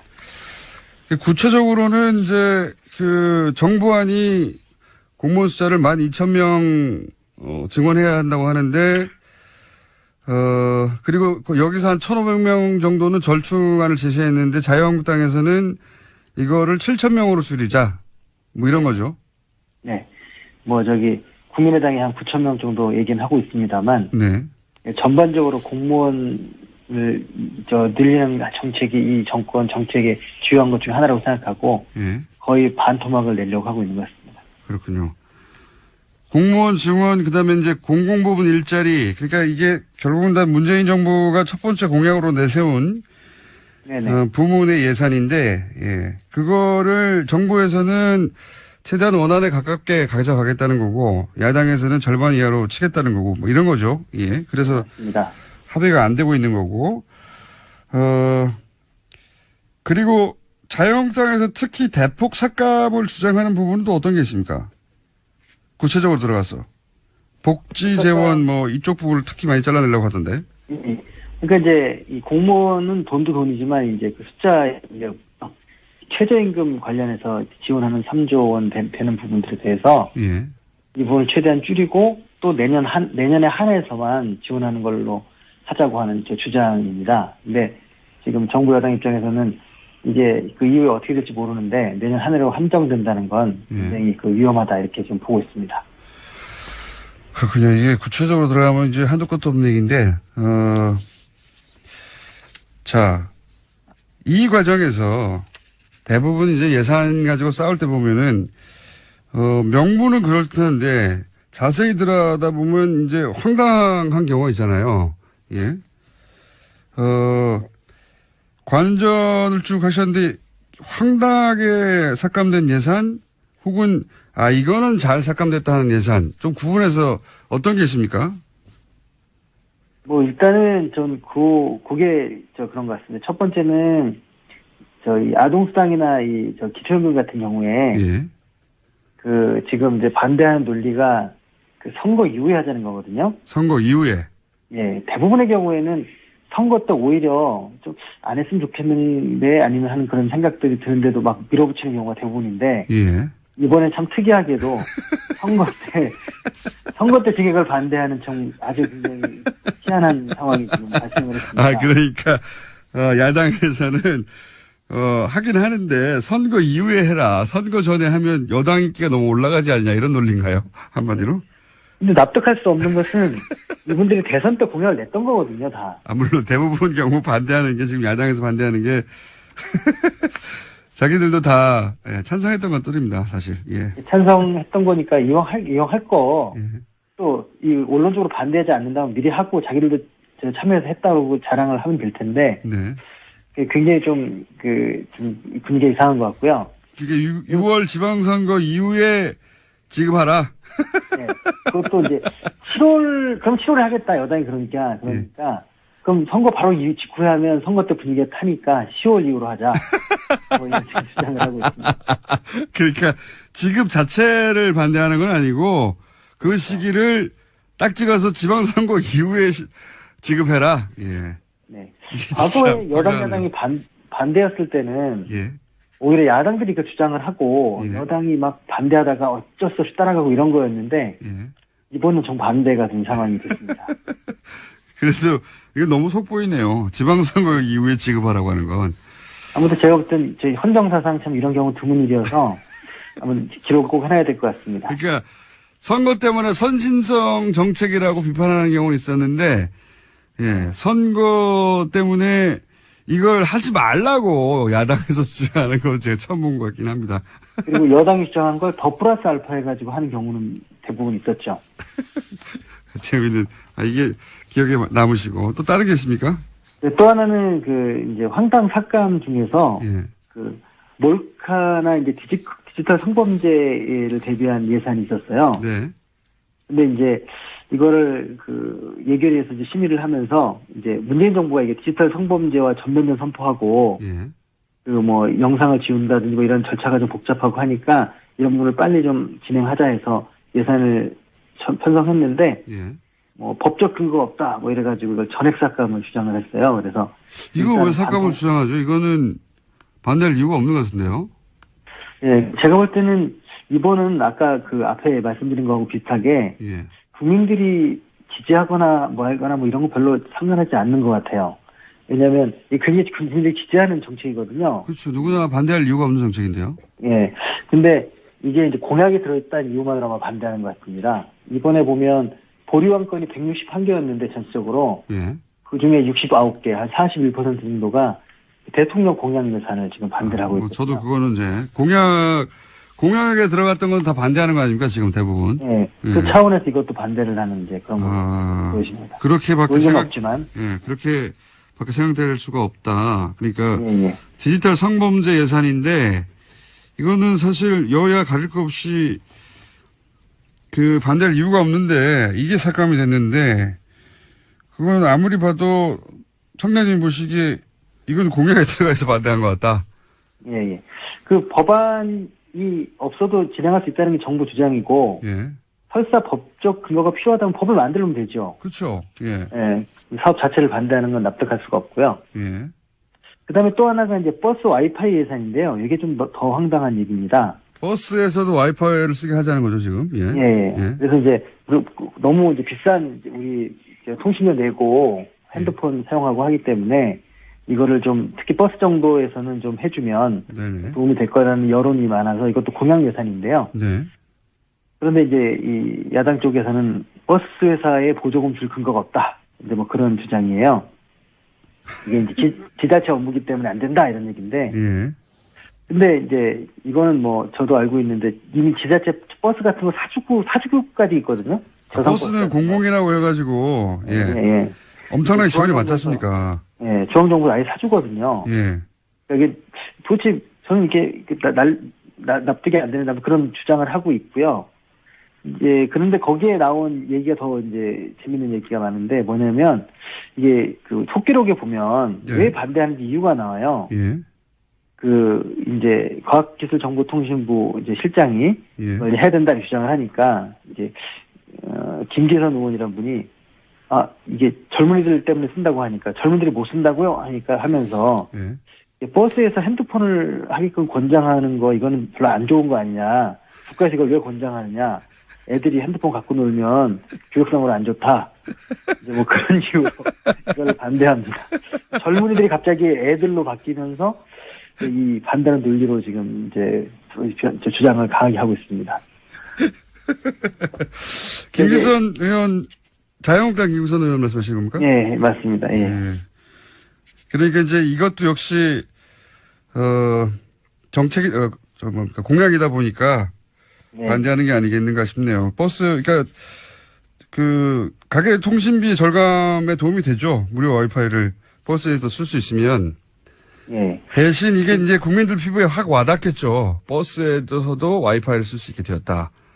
예, 피부에 와닿는. 시설물에 이제 와이파이 하고 있고, 예. 그리고 이제 버스하고 철도는 당연히 하고 있고, 버스도 하게 되면 이제 거의 전국적으로 하게 되는 거니까. 예. 이렇게 해서 많은 사람들이 이제 이 스마트폰이나 이 통신을 많이 하게 되면 안 좋지 않을까라는 생각도 하고 있는 것 같기도 하고요. 이거는 이제 학생들한테 굉장히 도움이 될 것 같은데, 이 요금제에 따라서는 사실 그 와이파이 없으면 그 아예 인터넷이 제한적으로 사용되거나 아니면 요금이 너무 많이 나오거나 그런 경우가 많거든요. 예. 10대, 20대에게 도움이 될 것 같은데. 한 학생들에게 평균 한 2만 원 이상 혜택이 있을 것 같습니다. 근데 어쨌든 버스 와이파이를 허용하면 젊은이들이 버스에서 인터넷만 하기 때문에 안 된다. 네네. 라는 속기록이 있습니다. 예. 이것도 아마 공약에 의해서 못하게 하는 게 아닐까 싶어요. 네네. 그리고 지금 뭐 이상한 발언들, 예. 반대를 위한 반대 혹은 뭐 명분이 없다 보니까 이상한 논리들이 등장하는 케이스에 대해서 말씀하셨는데 혹시 그렇게 앞뒤가 안 맞는 그런 발언들 또 있습니까? 예, 뭐 많이 있는데요. 예. 이게 이제 사람들이 속기록을 잘 안 보고 이제 인터넷에 중계를 해주는 것도 있는데 잘 안 보시니까 네. 직접 보시면 아마 이게 좀 제가 볼 때는 그 어떤 상황에서는 코미디 같은 상황도 많이 발생을 합니다. 그러니까 예를 들면 그 공무원 지원 문제 같은 경우에도 예. 그 이장우 의원이란 분이 예. 계속 놀고 먹는 공무원들을 왜 늘려주느냐 계속 주장을 이제 하니까 이낙연 총리가 네. 이제 소방관들이 놀고 먹는 거라는 생각을 하지 않습니다. 예. 그 얘기를 하는 게 아니라 공무원을 왜 늘리냐 이렇게 얘기를 계속 주장을 합니다. 예. 아니 그러니까 소방관들 경찰관을 늘린다고 하는 거 아닙니까? 그러니까 계속 같은 얘기를 서로 반복하는 거죠. 예. 국무총리는 소방관 경찰관이 꼭 필요한 존재니까 채용을 해야 된다는 거고 네. 이 사람들은 그 공무원을 늘리면 안 된다. 계속 같은 이야기를 반복을 하면서 굉장히 오랜 시간 동안 그 기록도 있습니다. 그러니까요. 그 소방관 경찰관을 늘린다고 하면 많은 분들이 당연히 늘려야 된다고 생각할 테니까 알면서도 그 소방관 경찰관이라는 단어는 쓰지 않고 그냥 공무원이라고 하는 거죠. 놀고 먹는 공무원이라고. 그러면 그 얘기 그대로 받아들이는 분들은 공무원 늘리는 거구나 계속 그렇게만 받아들이는 거고 예. 이낙연 총리는 계속 그게 무슨 말이냐 소방관 경찰관이다 계속 그 얘기가 반복되는 거죠. 그 얘기 한 문장을 제가 지금 가지고 있어 읽어보면 공무원 놀고 먹는 공무원을 늘리면 어떡하냐 해서 이제 이낙연 총리가 그게 아니라 소방관 경찰관들 얘기를 하니까 이장우 의원이 공직자들을 구조조정해야 할 거 아니냐. 뭐 갑자기 이상한 얘기를 하면서 소방관 경찰관들이 아니라 계속 공무원들, 놀고 먹는 공무원들이라는 말을 반복하네요. 굉장히 길게. 예. 못 알아들어서 그런 건 아니라고 봅니다. 예. 예, 국민들이 공무원이라는 그런 거에 대해 부정적으로 생각하는 게 있기 때문에 예. 계속 그 프레임으로 가고 있는 것 같습니다. 사실 언론에서도 이게 소방관, 경찰관이라고 특정해 줘야 되는데 계속 야당의 프레임인 공무원 얘기만 하고 있어요. 공무원 증언이라고. 네, 맞습니다. 예, 이것도 언론이 자기 역할을 못하고 있는 거거나 아니면 일부러 안 하고 있는 거겠죠. 예. 마치 핵발전소냐 원자력 발전소냐 하는 게 차이가 있듯이 예. 네, 그런 차이가 있는 것 같습니다. 네, 그러니까 이게 이제 소방관 늘리자고 하면은 많은 분들이 찬성할 테니까 야당은 공무원이라는 단어를 사용하는데 언론도 그냥 공무원이라는 단어로 계속 보도하고 있고 또 다른 재미있는 이야기 있습니까? 예, 뭐 그 외에도 이 촛불 시민들의 이 여러 가지 의사를 반영해서 새로운 예산을 편성하고 했다 뭐 그런 얘기를 하니까 네. 그 촛불 시민들 안에 이제 태극기 시민들도 이제 개념을 좀 비슷하게 포함을 시켜가지고 예. 왜 태극기 국민들의 뜻을 반영하지 않느냐 하면 계속 그렇게 하시는 송석준 의원이라는 분이 계십니다. 태극기 국민들의 뜻을 반영하는 예산은 자기들이 제출하면 되잖아요. 예. 근데 태극기 국민들의 뜻을 반영하는 예산이라는 게 뭡니까? 뭘 해달라는 거죠? 대표적인 게 SOC 뭐 이런 얘기를 지금 하고 있는 것 같아요. SOC요? 예, 토건. 예. 뭐 이런 것들이 이제. 태극기 국민들은 소위 이제 개발 사업을 많이 해야 한다고 요구한다 이런 이야기인가요? 예, 그런 얘기를 이제 억지로 좀 얘기하고 있는 것 같습니다. 그런 얘기는 태극기 들고 외치는 분들은 그런 얘기 한 거 들어본 적이 없는데. 그러니까 개발 사업을 더 해야 된다는 논리를 태극기 국민들의 뜻이라고 이제 얘기한 거군요. 계속 속기록에 보면 그렇게 반복적으로 등장을 합니다. 물론 그 태극기 드시는 분들이 토건 사업을 좋아하시는 성향이 많을 수는 있겠죠. 근데 그분들의 주장은 아니라고 생각합니다. 그런 속성이 있는 분들이 있을 수 있겠지만 그분들이 태극기를 들고 토건 사업을 늘리라고 주장한 건 아니잖아요, 길바닥에서. 예. 알겠습니다. 이게 언제쯤 될까요? 지금 20여 년째 보고 계신데 이게 잘못하다가는 준 예산 편성 사태가 빚어질 수 있다. 언론들이 이렇게 전망하고 있는데 이게 준 예산 편성 사태라는 게 뭡니까 이게? 그 예산이 이제 통과가 안 되면 예?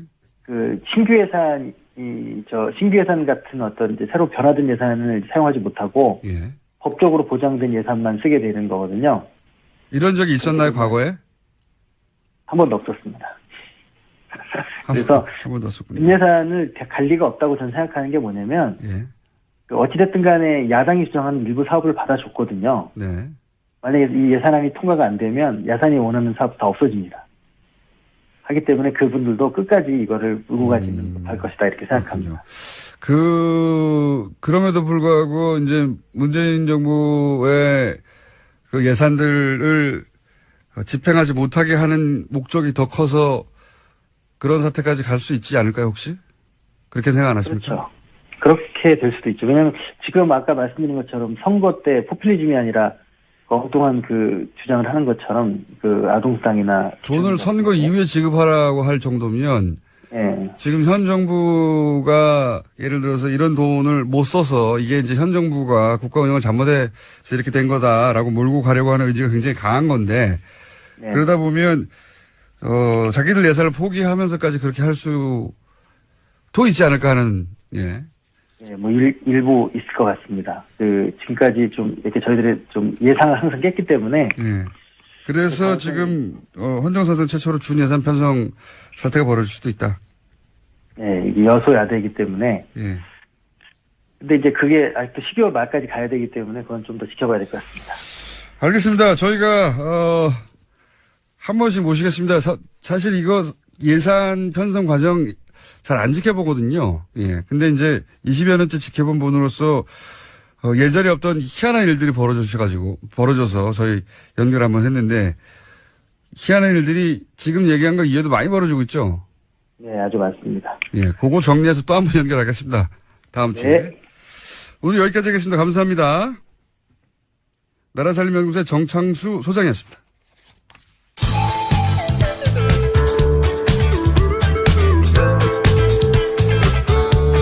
상식이 통하는 세상을 만들고 싶은 시사 요정 김어준입니다.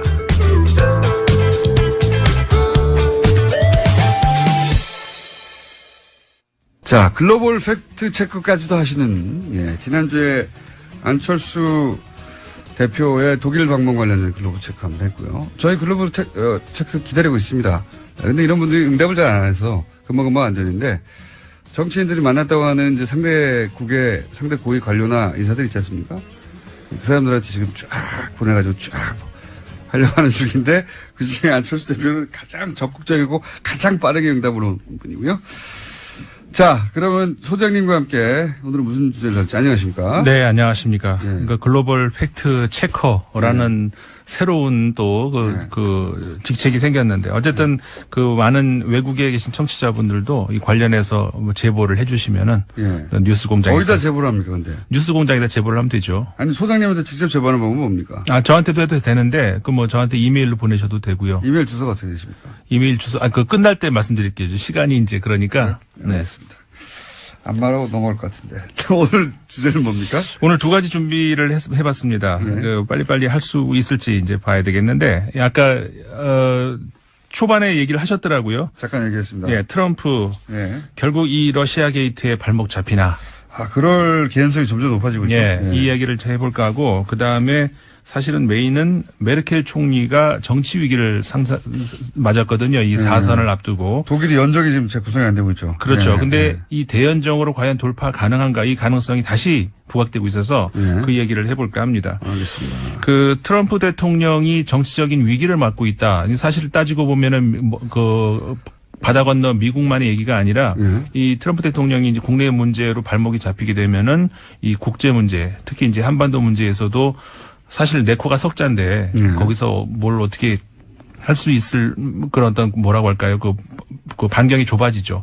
그렇기 때문에 우리하고도 연관이 될 수 있어서 좀 알아보고 싶은데 결국은 이게 작년 말까지 거슬러 올라가는 것이죠. 그렇죠. 소위 말해서 그러니까 러시아가 미국의 어떤 정책에 넓은 의미로 정책에 관여를 과연 했느냐. 여기 있어서 그 트럼프 당시에 그 뭐라고 할까요? 그 캠프에서 관여를 과연 했느냐 이 문제거든요. 러시아와 손잡고 트럼프가 대선에 개입했느냐 이런 거죠. 그렇죠. 그러니까 대선에 개입시키도록 하는 어떤 그런 일련의 어떤 모종의 미략이 있었느냐 하고 그다음에 그 전에 그 이스라엘하고 문제가 돼요 또. 그러니까 이스라엘이 당시에 기억하시는지 모르겠습니다만은 그 서한지구 그러니까 팔레스타인 자치지구에다가 이스라엘 그 촌을 건설하잖아요. 강제로 이스라엘 국민들을 이주시켜가지고 팔레스타인을 쫓아내려고 거기가 그렇죠. 자기들 땅이라고 이제 영구적으로 주장하려는 거죠. 네. 그렇게 하면서 이제 미국 당시 오바마 정부에서 이거는 그 제재를 해야 된다라는 그 전 세계적인 그런 그 유엔에서 움직임이 일어나서 오바마 정부도 그거를 막지를 않죠. 그런데 그거를 그 트럼프 현 대통령의 사위인 쿠시너가 유대인이라는 거죠. 미국 언론에서는 이것과 연관을 시키던데, 그래가지고, 이스라엘에 대한 그 제재안을 막도록 그 어떤 국제사회에서 이렇게 손을 쓰는, 그러니까 그 안에는 러시아까지 포함이 되는 것이죠. 그러면서 러시아에 대한 제재안도 그때 있었는데, 그것까지 같이 연결해서 이렇게 뭐라고 할까, 세트로 풀어주는. 그렇죠. 이런. 오바마가 러시아 우리가 이제 대북제도만 하는데, 오바마가 러시아 제재를 해놓은 걸 풀어주는데. 그렇죠. 그런 대가로 해서 이스라엘도 같이 풀어주자. 이거는 뭐 그런 추측이죠. 이런 것이 있지 말이 꼬인. 월요일 날은 꼬이는 날입니다, 원래. 그러니까 이제 요약하면 대선을 유리하게 이끌려고 러시아의 도움을 받았느냐. 그리고 그 대가로 러시아한테는 또 러시아를 끌어들여서 그 이스라엘의 요구를 들어줬느냐. 어쨌든 러시아를 끌어들였냐 이겁니다. 그렇죠. 그 문제에 있어서 이제 앞에 그 우리 공장장이 얘기하셨던 글로 연결이 되면 되죠. 그래서 이제 지금 뮬러 특검이 그 플린 전 그 안보 보좌관을 조사를 하는 과정에서 소위 말해서 그 양형 거래라고 하잖아요. 플리바겐이라고. 내가 조금 사실관계를 인정을 하면은 좀 감해줄 수 있다. 요거는 본인 찾아보니까 한 5년 이상 형을 받을 거를. 그렇죠. 집행유예나 한 뭐 6개월 이내로 줄일 수 있는. 그러니까 충분히 플린 전 보좌관 입장에서는 할 수가 있죠. 사회적으로 끝장날 수 있는 사안을 풀어낼 수도 있기 때문에 그래서 거래를 한 거죠, 거래. 본인의 그 유죄를 그 실토를 했다. 우리나라도 이거 있어야 돼요. 물론 뭐 비공식적으로는 암암리에 그런 게 있다고 하는데. 공식적으로 있죠. 공식적으로 있어야 된다고 봅니다, 저는. 아예. 글쎄, 공식적으로. 그거는 또 다른 법적인 문제니까. 더 큰 범죄를 잡아내기 위해서 보통 이걸 쓰잖아요. 그렇죠. 일종의 거래인데, 아무튼 그렇게 되면서 플린이 인정을 해버렸단 말이죠. 근데 여기에서 이제 트럼프 대통령 측이 발끈을 하고 트위터에다가 글을 남긴 것이 거꾸로 발목을 잡는다. 그렇죠. 두 가지 면에서 이제 발목을 잡게 된 것이 네. 첫 번째는 그러니까는 법적으로 대통령이 관여를 할 수 없는 그런 어떤 그 사법적인 행위에 관여를 한 것을 인정할 거리 돼버리는 것인 것. FBI 수사를 방해한 게 되는 거지. 이게. 네. 예. 그게 이제 문제가 되는 왜냐하면 것이고. 당시에 FBI 국장을 잘라버렸기 때문에. 네. 예. 그 다음에 그거는 법적인 문제가 아니라 두 번째는 논리적인 문제가 되는데 네. 공장장님 말씀 잘 하셨어요. 예. 그 다시 한번 기회를 드릴 테니까 다시 한번 얘기를 해보세요. 저는 아침에 시도에다가 반만 성공했으니까 예. 소장님 한번 해보십시오. 제가 들어보고 저보다 나은지 볼 테니까. 그러니까 논리적으로 이렇게 성립이 안 되는 것이 네. 하면서 어떻게 되냐? 나도 헷갈리네. 다시 한번 해보세요. 이게 뭐냐면은 플린은 그때는 러시아 개입이 없다고 했어요. 없다고 했는데 지금 트럼프는 플린이 거짓말을 해서 잘랐다고 그렇죠. 그랬거든요. 그러니까는 있는 게 되는 거니까. 있는 게 진실이 되는 거잖아요. 그렇죠. 예. 그러니까는 논리적으로 완전히 잘못 짚은 거죠. 지금은 그때 자른 이유를 설명하려고 하다 보니까 자기는 무조건 무죄라 놓고 네. 나머지를 설명하다 보니까 이게 앞뒤가 뒤집어진 이게 거예요. 반대로 돼버린 거죠. 네. 결국은. 네. 그래서 이제 두 가지의 큰 어떻게 보면은 그 실수를 한 것이 한 꼴이 돼버린 건데 이렇게 되면서 결국은 트럼프 대통령을 향한 아직까지는 트럼프 대통령까지는 언급이 안 나옵니다만은 플린까지 왔기 때문에요. 예, 플린이 사실은 그러니까 미국 언론들도 그렇게 플린이 최종 목적지는 아니다. 네. 그 다음에는 그 트럼프의 그다음에 그 장남, 사위. 그다음 사위 쿠시너까지. 쿠시너. 예. 그쪽으로 이제 몸통이 일단은 거기다. 근데 실제 몸통이 거기겠습니까? 이제 트럼프 대통령까지 가겠죠. 근데 그거는 뭐 추측이고. 사위 정도는 제가 보기엔 틀림없이 사법 처리가 될 거라고 봅니다. 그렇죠. 사위는 쿠시너는 분명히 이번 다음 차례가 이제 그렇게 될 거고 특검에 불려갈 겁니다. 이렇게 되면은 약간 트럼프 대통령 입장에서는 정치적으로 최대의 위기에 몰리는 그런 상황이 곧 조만간 오게 된다 이거죠. 사위는 너무 많은 일들이 연루되어 있더라고요. 예. 네, 그렇죠. 그래서 사위까지 가면 그 다음에는 딸이고요. 그러면 이제 트럼프 대통령 남게 되는 거죠. 그렇죠. 자, 그런 건 우리가 지켜봐야 되고, 쿠슈나가 오늘 미국 날짜로 3일인데, 이스라엘에서 무슨 연설을 합니다. 그 관련 한번 우리 들어볼 필요성이 있습니다. 그래서 또 이스라엘 얘기하니까 생각나는데, 이제 쿠슈나가 유대인이어서 또 그런지 예루살렘을 이스라엘의 수도로 인정하는 트럼프 대통령이 수도로 하려고 하는 그런 시도가 또 있죠. 이것도 큰 문제가 되고 있어요. 네, 그 문제가 또 옆으로 번지니까 일단 거기까지 우리가 보기로 하고 그 다음에 독일 이야기를 해봐야 되겠습니다. 3분밖에 안 남았는데 하시겠습니까? 네, 해야죠. 그래도. 시도해보죠. 예.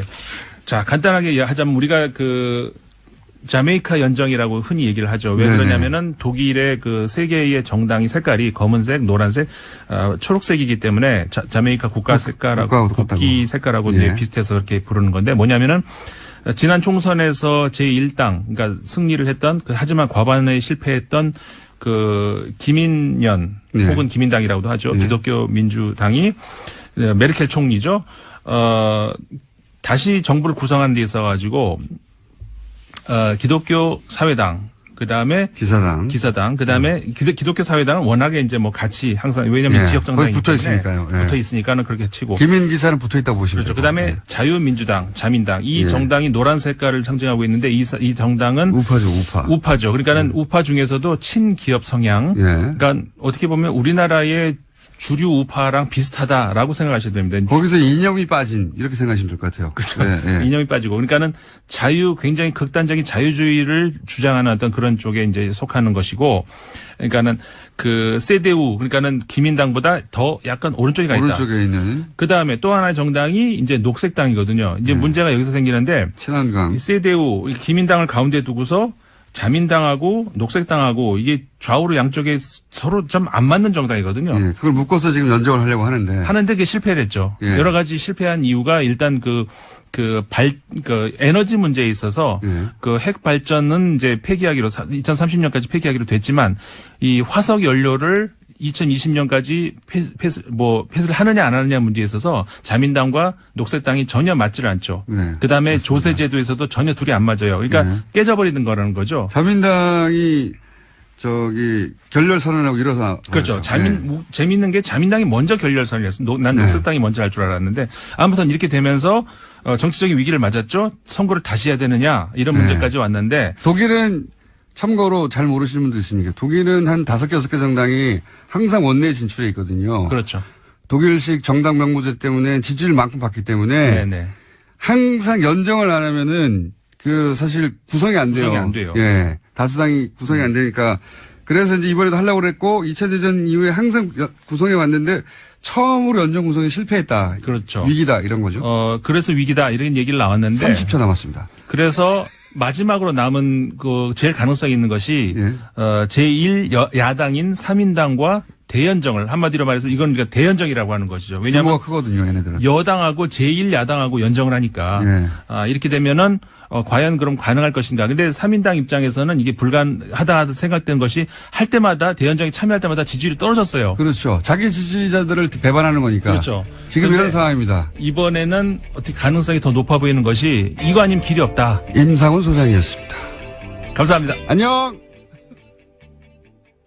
그리고 영남 베이스 유승민 결합을 해서 지방선거 이후에 자유한국당이 이제 존속되지 못할 거라고 보고 그때 소위 중도 보수 자리를 선점하고 있겠다 그런 거거든요. 그 자리 그래서 이제 영호남 화합하고 합리적 보수 또 발음이 새네 오늘 또 적자로 나서겠다 이런 그림이고 호남계는 왜 자기들이 그런 보수 정당의 미끄럼이 돼야 하느냐. 안철수 대권을 위해서 왜 우리가, 그런 짓을 해야 하느냐 이거거든요. 예. 정치적 노선도 다르고. 이제 거기에 예로 들려진 게 김대중 전 대통령이었어요. 다시 한번 서로 이제 굉장히 목소리를 높인 건데요. 특히나 안철수 대표 같은 경우에는 당내 김대중 전 대통령과 정치한 사람이 많은데 수건이 남북통일 아니었냐라면서 영호남 통합도 못하면서 남북통일 어떻게 하냐 이렇게까지 이야기했습니다. 그러니까요. 뭐 서로 말로 싸우고 있는데, 예. 결국은 헤어지게 되지 않겠는가. 호남계 쪽에서는 이제 안철수 대권을 위해서 희생할 생각이 없다 이런 거거든요. 예. 노선도 다르고 안철수가 그만한 인물도 아니다 막 이런 이야기를 하기 시작한 거죠. 예. 언제 어떻게 어떤 모양으로 헤어지냐 그것만 남은 거죠. 사실 근데 정치는 그게 전부예요. 타이밍과 명분. 시간이 벌써 다 됐네요. 이정열 판사 기다리고 있는데 자 제목만 짚고 몇 가지 넘어가죠. 네, 그러면 트럼프 소식부터 먼저 전해드리겠습니다. 트럼프 소식. 네. 네. 마이클 플린 전 백악관 국가안보보좌관이 러시아 게이트 특검 수사에서 유죄를 인정했습니다. 그러자 트럼프가 자신의 트위터에다가 남긴 글이 있는데요. 이것이 오히려 트럼프의 발목을 잡고 있습니다. 플린이 부통령과 연방수사국에 거짓말을 했기 때문에 내가 해임했다 이렇게 밝혔는데요. 오히려 합법적인 행동을 했는데 유죄를 인정받고 죄송합니다. 플린이 합법적으로 행동했는데도 유죄를 인정하고 감형받으려 하는 것이 부끄럽다 이렇게 이야기를 한 건데요. 그러니까 오히려 사법방해죄가 되는 게 아니냐라는 논란이 일고 있습니다. 이거 그냥 넘어가려고 그랬는데 시간이 짧아서 잠깐 얘기하고 넘어가야 되겠네. 이제 트럼프의 트위터가 이런 얘기거든요. 플린을 해고한 이유는 그가 거짓말했기 때문이다. 이제 미국 대통령 인수위 기간에 있었던 일은 합법적이었다. 이렇게 썼어요. 이게 아주 이상한 논리인데 이 기사만 봐서는 도대체 무슨 말인지 잘 모르게 기사를 썼어요. 보니까 저도 봤는데. 마이클 플린 국가안보보좌관인데 플리바게를 했습니다. 플리바게라는 게 이제 내 죄에 있으니까 죄 있다는 거 인정할 테니까 형량 좀 낮춰줘. 뭐 이런 플리바게를 했는데 그 말은 무슨 말이냐면 그 인수위 기간에 트럼프가 합법적으로 했던 그 기간에 불법적인 일을 했다는 거거든요. 근데 트럼프가 이제 플린을 해고한 게 거짓말을 했기 때문이라고 했는데 이게 왜 이상한 논리냐면 트럼프 말은 플린이 불법이 있었던 것처럼 FBI 거짓말 했다는 거예요, 그 기간에. 네, 앞서서 그랬다라는 거죠. 불법이 있었던 것처럼 불법이 없었는데 트럼프가 트위터에서 하고 싶었던 말은 자기는 잘못이 없는데 플린이 마치 불법이 있었던 것처럼 자기를 모함했다 이런 소리예요. 모함했다. 그래서 해고했다. 이런 논리 전개인데 자기가 잘못이 없다는 걸 트럼프는 강조하다 보니까 이게 논리가 꼬인 거예요. 왜 꼬인 거냐면 플린은 그때는 러시아 개입이 없었다고 주장했거든요. 그러다가 지금은 아니다. 있다고 바꾸는 중이에요. 그러니까 트럼프 논리대로 하면 러시아 개입이 없었다고 한 게 거짓말이 되는 겁니다. 그렇죠. 그래서 네. 사법방해죄가 된다라는 지적이 나오고 있습니다. 러시아 개입이 있었다가 사실이라는 말이 되는 거예요. 트럼프의 말은. 이해가시나? 자가당착인데? 이게 이해가 안 가실 수도 말을 있어요. 연속해서 바꾸다 보니까 스스로 발이 꼬이고 있는 겁니다. 예. 플린이 거짓말한 걸 트럼프가 알고 있었다는 것도 또 문제가 되는 거예요. 왜냐하면 트럼프는 자신이 조사를 하던 FBI, 자신을 조사하던 FBI 국장이 있잖아요. 코미 국장. 해고했잖아요. 안녕하세요. 김호준입니다.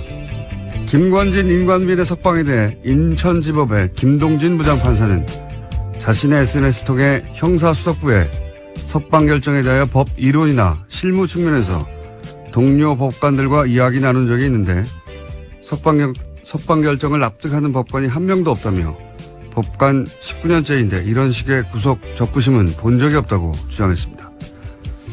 그러면서 특정 고위 법관이 구속 실무를 손바닥 뒤집듯 마음대로 바꿔놓고 있는데 그에 대한 비판을 왜 정치 행위로 폄훼하느냐며 이렇게 글을 맺습니다. 법조인들은 알고 있다. 그렇습니다. 제가 이야기 나눠본 법조인들도 같은 말을 했습니다. 법의 관점에서 도저히 이해할 수 없는 석방이다. 한편에선 신광열 판사에 대한 비판은 법원의 독립성을 해친다고도 합니다. 그런가요? 법원의 독립은 법관의 법과 양심을 권력으로부터 지켜주자는 것이지 정치적 의도를 의심케 하는 판결도 토달지 말라는 게 아니지 않습니까? 공동체가 지켜줘야 할 법과 양심을 저버렸다고 의심받을 판결을 내린 건 심판사 본인입니다. 오히려 입을 다물고 있는 게 공동체의 법과 양심을 저버리는 거죠. 김호준 생각이었습니다.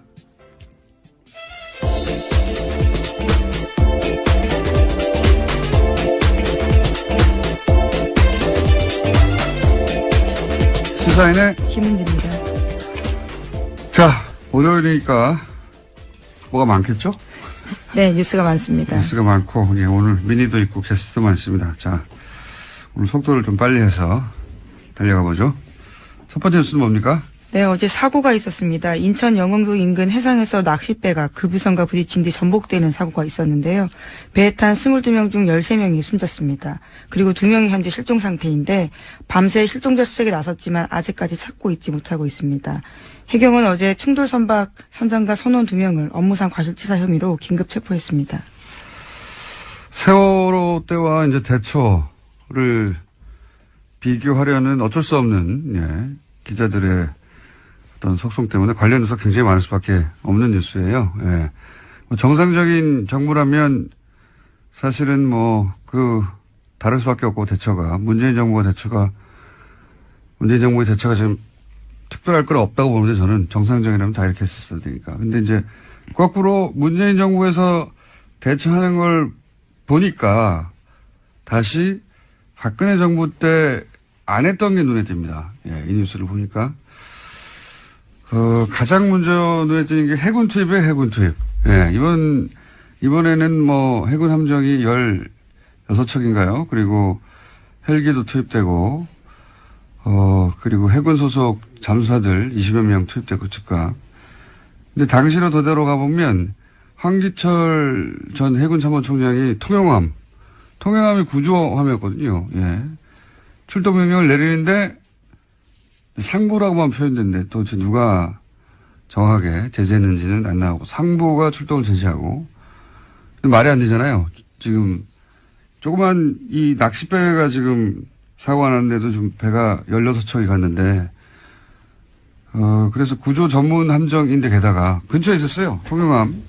출동 명령을 다시 내리죠. 예. 말이 안 된다고. 또다시 제지하면서 여기서 못 갔는데, 그리고 나서 이제 황 총장은 그에 사퇴합니다. 예. 사퇴를 당했다고 저는 보는데, 당하고, 그 다음 해에 곧바로 납품 비리로 구속이 돼요. 그리고 나서 1심, 2심 대법원 모두 무죄가 되긴 했죠. 예. 예. 그리고 되돌아보면 통영함 출동을 제지한 게 누군가? 제지할 수 있는 사람은 합참의장, 국방부 장관, 대통령, 세분밖에 없어요. 해군 총장이 배를 출동시키라고 했는데 왜? 민주당은 원안보다 1,500명 줄여서 1,500명 증원을 제시했지만 자유한국당에서는 7,000명 안팎, 국민의당에서는 8,000에서 9,000명 정도를 주장하고 있습니다. 지금 국회에서 한참 이걸로 싸우고 있는데요. 예. 문재인 정부의 공약 관련된 예산은 통과시키지 않겠다는 게 지금 야당의 의지인 거죠. 실제로는 다른 게 중요한 게 아니라. 요 문제는 저희가 3부에서 정창수 나라살림연구소장, 예산만 20년간 파온 분입니다. 그래서 뭐가 잘못됐는지 따져보기로 하고요.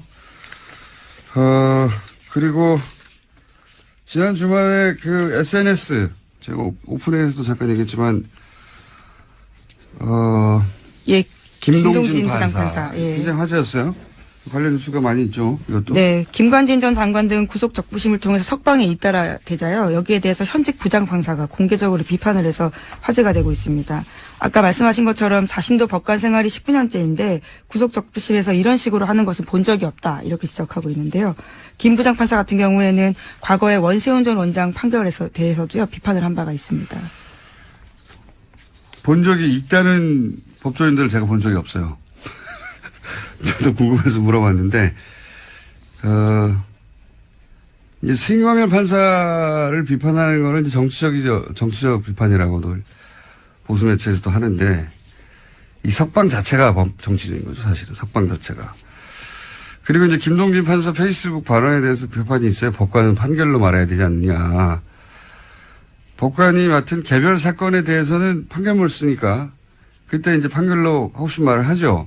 근데, 김관진, 임관빈 석방처럼, 굉장히 중대한 정치 범죄인데, 그걸 밝히는데 가장 중요한 피의자 2명을 풀어줬단 말이죠?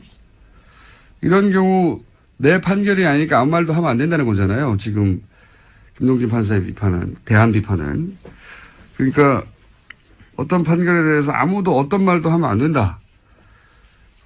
이걸 법관 독립이라고 얘기하는데 저는 이게 말이 안 된다고 보는 게 법관 독립이 어떤 판결에 대해서도 누구도 어떤 말도 하면 안 된다. 이 말이 아니잖아요. 이 말이 아니라 예전에 이제 법관 판결에 이제 권력이 또 영향력을 행사해 왔기 때문에 그걸 못하게 그런 영향력을 행사해서는 안 된다. 법관은 독립되어야 된다는 이야기인데 근데 이 신광열 판사의 석방은 법과 양심이 아닌 다른 이유로 그런 석방을 했지 않겠느냐.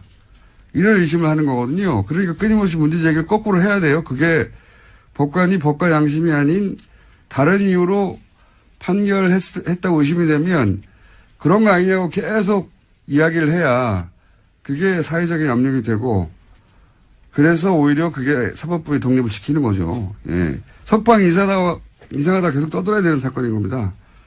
이거 법과 양심 이해의 요소 아닙니까? 이런 판결 내는 거. 이렇게 계속 떠들어야 법관의 독립이 실제 유지되는 거죠.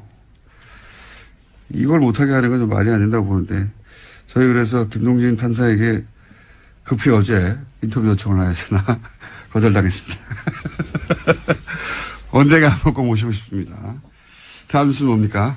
네, 박지원 의원이 안철수 국민의당 대표에게 DJ 정치를 왜곡한다라고 비판했습니다. 안 대표가 김대중 전 대통령을 언급하면서 통합을 강조하자 이에 대해서 반박을 한 건데요. 박지원 의원이 자신의 페이스북에다가 쓴 글입니다. 그렇군요. 바른정당에 이어서 이제 그럼 국민의당은 어떻게 되냐 싶어서 뉴스가 많이 나오는데, 저 개인적인 생각인데, 개인적으로는 안철수 대표 호남에는 함께 가기 힘들 거라고 저는 봅니다. 왜냐면은, 안 대표는 이제 호남 베이스의 정당만으로 집권이 불가능하다 이렇게 판단을 한 것 같고 그래서 탈호남 문제가 됐는데 그러니까 플린을 조사하던 코미를 해고했는데 플린이 거짓말한 걸 알고 있었다는 것은 죄가 있는 플린을 조사하던 코미를 해고했으니까 FBI 사법 행위를 방해한 게 된 거죠. 어쨌든 트럼프 트윗 다시 한번 해야 되겠습니다. 이게 무슨 말인지 이해할까 모르겠네요. 이해가실까? 거짓말을 하다가 결국은 자기한테 굉장히 불리한 트위터를 썼다. 이거예요. 거짓말을 하다가 연속으로. 이거 다시 한번 해야 될 것 같습니다. 자, 오늘 여기까지 하고요. 어쨌든 논리가 정반대로 꼬였다는 거고. 여기까지 해야 되겠습니다. 시사인의 김은지였습니다. 감사합니다. 네. 바로 이어서 이정열 전 영장 해설 전담 판사 연결됐습니다. 안녕하십니까? 네, 안녕하세요, 공장장님. 네. 월요일이라 말을 꼬이고 혀도 꼬이고 하고 있는 와중인데. 아니요. 자. 알아들었습니다. 알아들으셨어요? 네. 네. 이 말은 나는 똑똑하다 이 말이죠. 아이, 무슨 말씀. 자, 우선 시간 역순으로. 네. 최윤수 국정원 2차장 영장이 기각됐습니다. 이거 예상하셨던 바입니까? 그게 쉽지는 않았어요. 아마 청취자님들도 마찬가지일 텐데, 당연히 풀리지 않겠냐 생각을 하셨을 거고, 저도 비슷했는데, 일단은 어떻든 풀리든 안 풀리든 간에 이종명 전 차장하고 아까 언급하셨던 최윤수 전 차장하고 같이 가지 않겠나라는 생각은 했어요. 한쪽이 풀리면 다른 쪽도 풀리고, 한쪽이 들어가면 다른 쪽도 들어가고, 이랬었을 것 같거든요.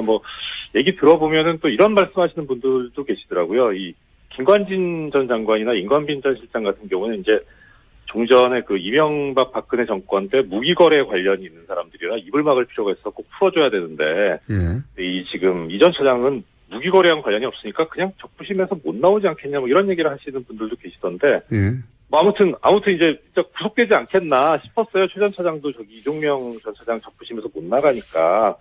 근데 김영수 대법원장 얘기가 딱 나오고 나니까 이거 이렇게 되면은 영장 청구 기각될 수도 있겠다. 그러니까 이게 김 대법원장 발언이 어떻든 외견상 보면은 이렇게 영장 판사들이든 누구든 간에 일선 판사들이 하는 걸 이제 존중하겠다 이런 뜻으로 해석이 되잖아요. 자, 이게 이제 너무 많은 사건이 한꺼번에 벌어져가지고 많은 사람들의 이름을 거론하시는데 대법원장이 무슨 말 했는지도 모르는 분들이 많거든요. 예. 대법원장이 이제 그 법관의 독립을 해치는 지나친 판사 판결에 대한 비판은 자제해달라는 취지의 말씀하셨죠. 그게 이제 신광열 판사에 대한 비판이 많다 보니까 언론적인 얘기만 하지만 법관의 독립을 존중하자 이런 취지의 얘기를 했어요. 그죠? 대법원장이. 네네. 그렇죠. 예. 네, 왜냐하면 최근에 이제 이런 영장 기각이나 또는 구속 적부심을 통한 석방에 대해서 워낙 비판이 많으니까요. 예. 이제 그 말씀을 듣고 또 이 최윤수 구속영장 기각시킬 때 부담을 덜고 기각을 시켜버리는 게 아닐까 이런 전망을 하셨다는 거죠? 그렇죠. 판사들이 용기를 얻었을 것 같다. 용기를 얻었을 것 같다. 잠깐만요. 김동진 부장판사의 SNS에 대해서는 어떻게 생각하십니까? 이거 왜 비판하지 말라는 거냐? 말도 안 되는데, 예, 그렇죠. 일단 거의 다 맞는 말씀이에요. 저 동의하고요. 그러니까 특히 이제 구속적부심 결정이 잘못했다라고 비판하는 거는 당연한 이야기고, 20년 가까운 경력 가진 현직 부장이 보더라도 이상하니까, 그러니까 그렇게 썼는데, 이게 이제 여기에 대해서 또 김동진 부장의 이야기에 대해서 비판하는 얘기가 또 좀 나오던데 보면, 언젠가 기회가 되면 말씀드릴지 모르겠지만 이게 서울중앙지방법원에서 한 구속적부심 결정이잖아요. 그러니까 이런 식으로 하게 되면은 중앙지방법원이 우리나라에서 차지하는 위상이, 우리나라 법원에서 차지하는 위상이 상당히 커요. 거의 선도적이거든요. 이번 법원 중에 제일 크니까. 그래서 중앙법원에서 하게 되면은 다른 법원에 미치는 영향 파급 효과가 상당히 크거든요. 법원에서 못하겠단 말이죠. 그게 이제 괘씸해서 이 양반을 찍어내고 납품비리 만들어서 억지로 여권을 얻다가 결국은 문제가 됐지만, 이때 누가 막았는지, 왜 막았는지 저는 다시 한번 이야기 돼야 되는 사안이라고 봅니다. 네. 거꾸로 이제 정상적인 대처를 보다 보니까 그때 왜 안 했느냐 하는 게 다시 되짚어 주게 되는 사건이고 앞으로 당분간 그런 얘기가 나올 거라고 봅니다. 예. 다음 순요. 네, 최윤수 전 국정원 2차장에 대한 구속영장이 지난 2일 기각됐습니다. 최 전 차장은 이석수 전 특별감찰관 등을 불법 사찰하고 문화계 블랙리스트 작성에 관여한 혐의를 받고 있는데요. 서울중앙지법 오민석 영장전담 판사가 밝힌 이유는 이렇습니다. 최 전 차장이 범행가담 경위와 정도에 비춰서 구속의 필요성을 인정하기 어렵다라면서요. 기각 사유를 밝혔습니다. 이건 참 저희가 이정열 판사가 그렇지 않아서 준비되어 있습니다. 전 판사님이. 이건 이제 이석수 전 특별감찰관이 뒷조사를 당한 건 명백하단 말이죠. 그래서 뒷조사를 한 내용을 우병우 수석에게 전달한 추 전 국장은 구속됐어요. 이 일로. 네, 심지어 추 전 국장 같은 경우에는요, 검찰 조사에서 이러한 불만을 말하기도 했다라고 채널A가 보도하고 있는데, 추 전 국장은 청와대 보고는 상관의 지시에 따른 거였다라고 인정하면서 자기가 범죄를 저지른 거면 이를 지시한 최윤수 전 차장도 범죄자다 이렇게 이야기하고 있다고 합니다. 너무 당연하죠. 자기 보고 그걸 하라고 시킨 사람은 구속이 안 된 거 아니에요. 자기는 그 일을 했을 뿐인데, 이게 이제 이 영장은 결국은, 그 추 국장 이야기는 최윤수 전 국정원 차장이 시켜서 한 일인데, 왜 나만 구속되느냐 이 말이고, 법원이 이제 시킨 사람은 풀어준 건데, 이게 이제 우병우 전 수석 영장으로 가는 징검다리였었다고 다들 이제 추정하는 건데, 이걸 우병우 전 수석 영장이 발부돼서는 안 되니까 막은 게 아니겠느냐, 이렇게 얘기들 할 수밖에 없는 상황인 거죠. 예. 이명박 정부에서는 김관진, 박근혜 정부에서는 우병우. 이 두 사람은 절대 구속되면 안 되는 사람이라고 봅니다. 네. 관련 영장이 계속 기각되고 있어요. 요건 이정일 판사하고 저희가 다뤄보겠습니다. 자, 다음 순서는 뭡니까? 네, 그래서 관련해서 계속해서 혐의가 나오고 있는데요. 우병우 전 수석 관련된 혐의입니다. 과학계에서도 블랙리스트가 작성됐다라고 JTBC가 보도했는데요. 박근혜 정부 시절에 우병우 전 수석이 이끌던 청와대 민정수석실에서 국정원을 동원해서 과학기술계를 감시했다라는 겁니다.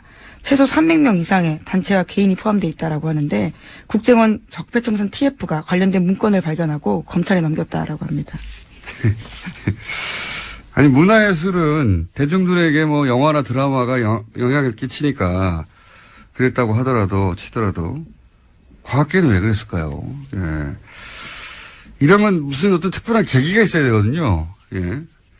어떤 사건이 이들로 하여금 이런 발상을 하게 했느냐 굉장히 궁금해지는데, 그 과학기술계가 갑자기 정부 비판을 한다든가 눈에 띄게, 뭐 정부 비판은 어느 분야에나 있을 수 있지만 그게 이제 정부 차원에서 개별적으로 뒷조사를 시켜야 되겠다 할 만큼이면 무슨 계기가 있을 텐데, 저는 그 계기가 궁금하고요. 일단 세월호 관련 사건이 아닐까. 당시에 정부 대처에서 과학계에서도 비판이 많았었거든요. 계기가 궁금합니다. 계기가. 이런 짓을 했다는 건 박근혜 정부라면 그럴 수도 있겠다 싶은데 왜 했을까?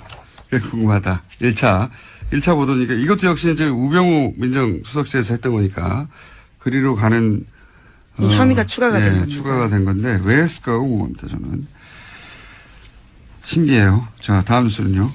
네, 429조 원 내년도 나라 살림을 두고요. 아직까지도 국회에서 통과되지 못하고 있습니다. 지난 2일까지 통과됐어야 하는데 아직까지 지지부진한 상황인데요. 특히 여야는 문재인 대통령 1호 공약인 공무원 증원을 두고요. 팽팽하게 맞서고 있습니다.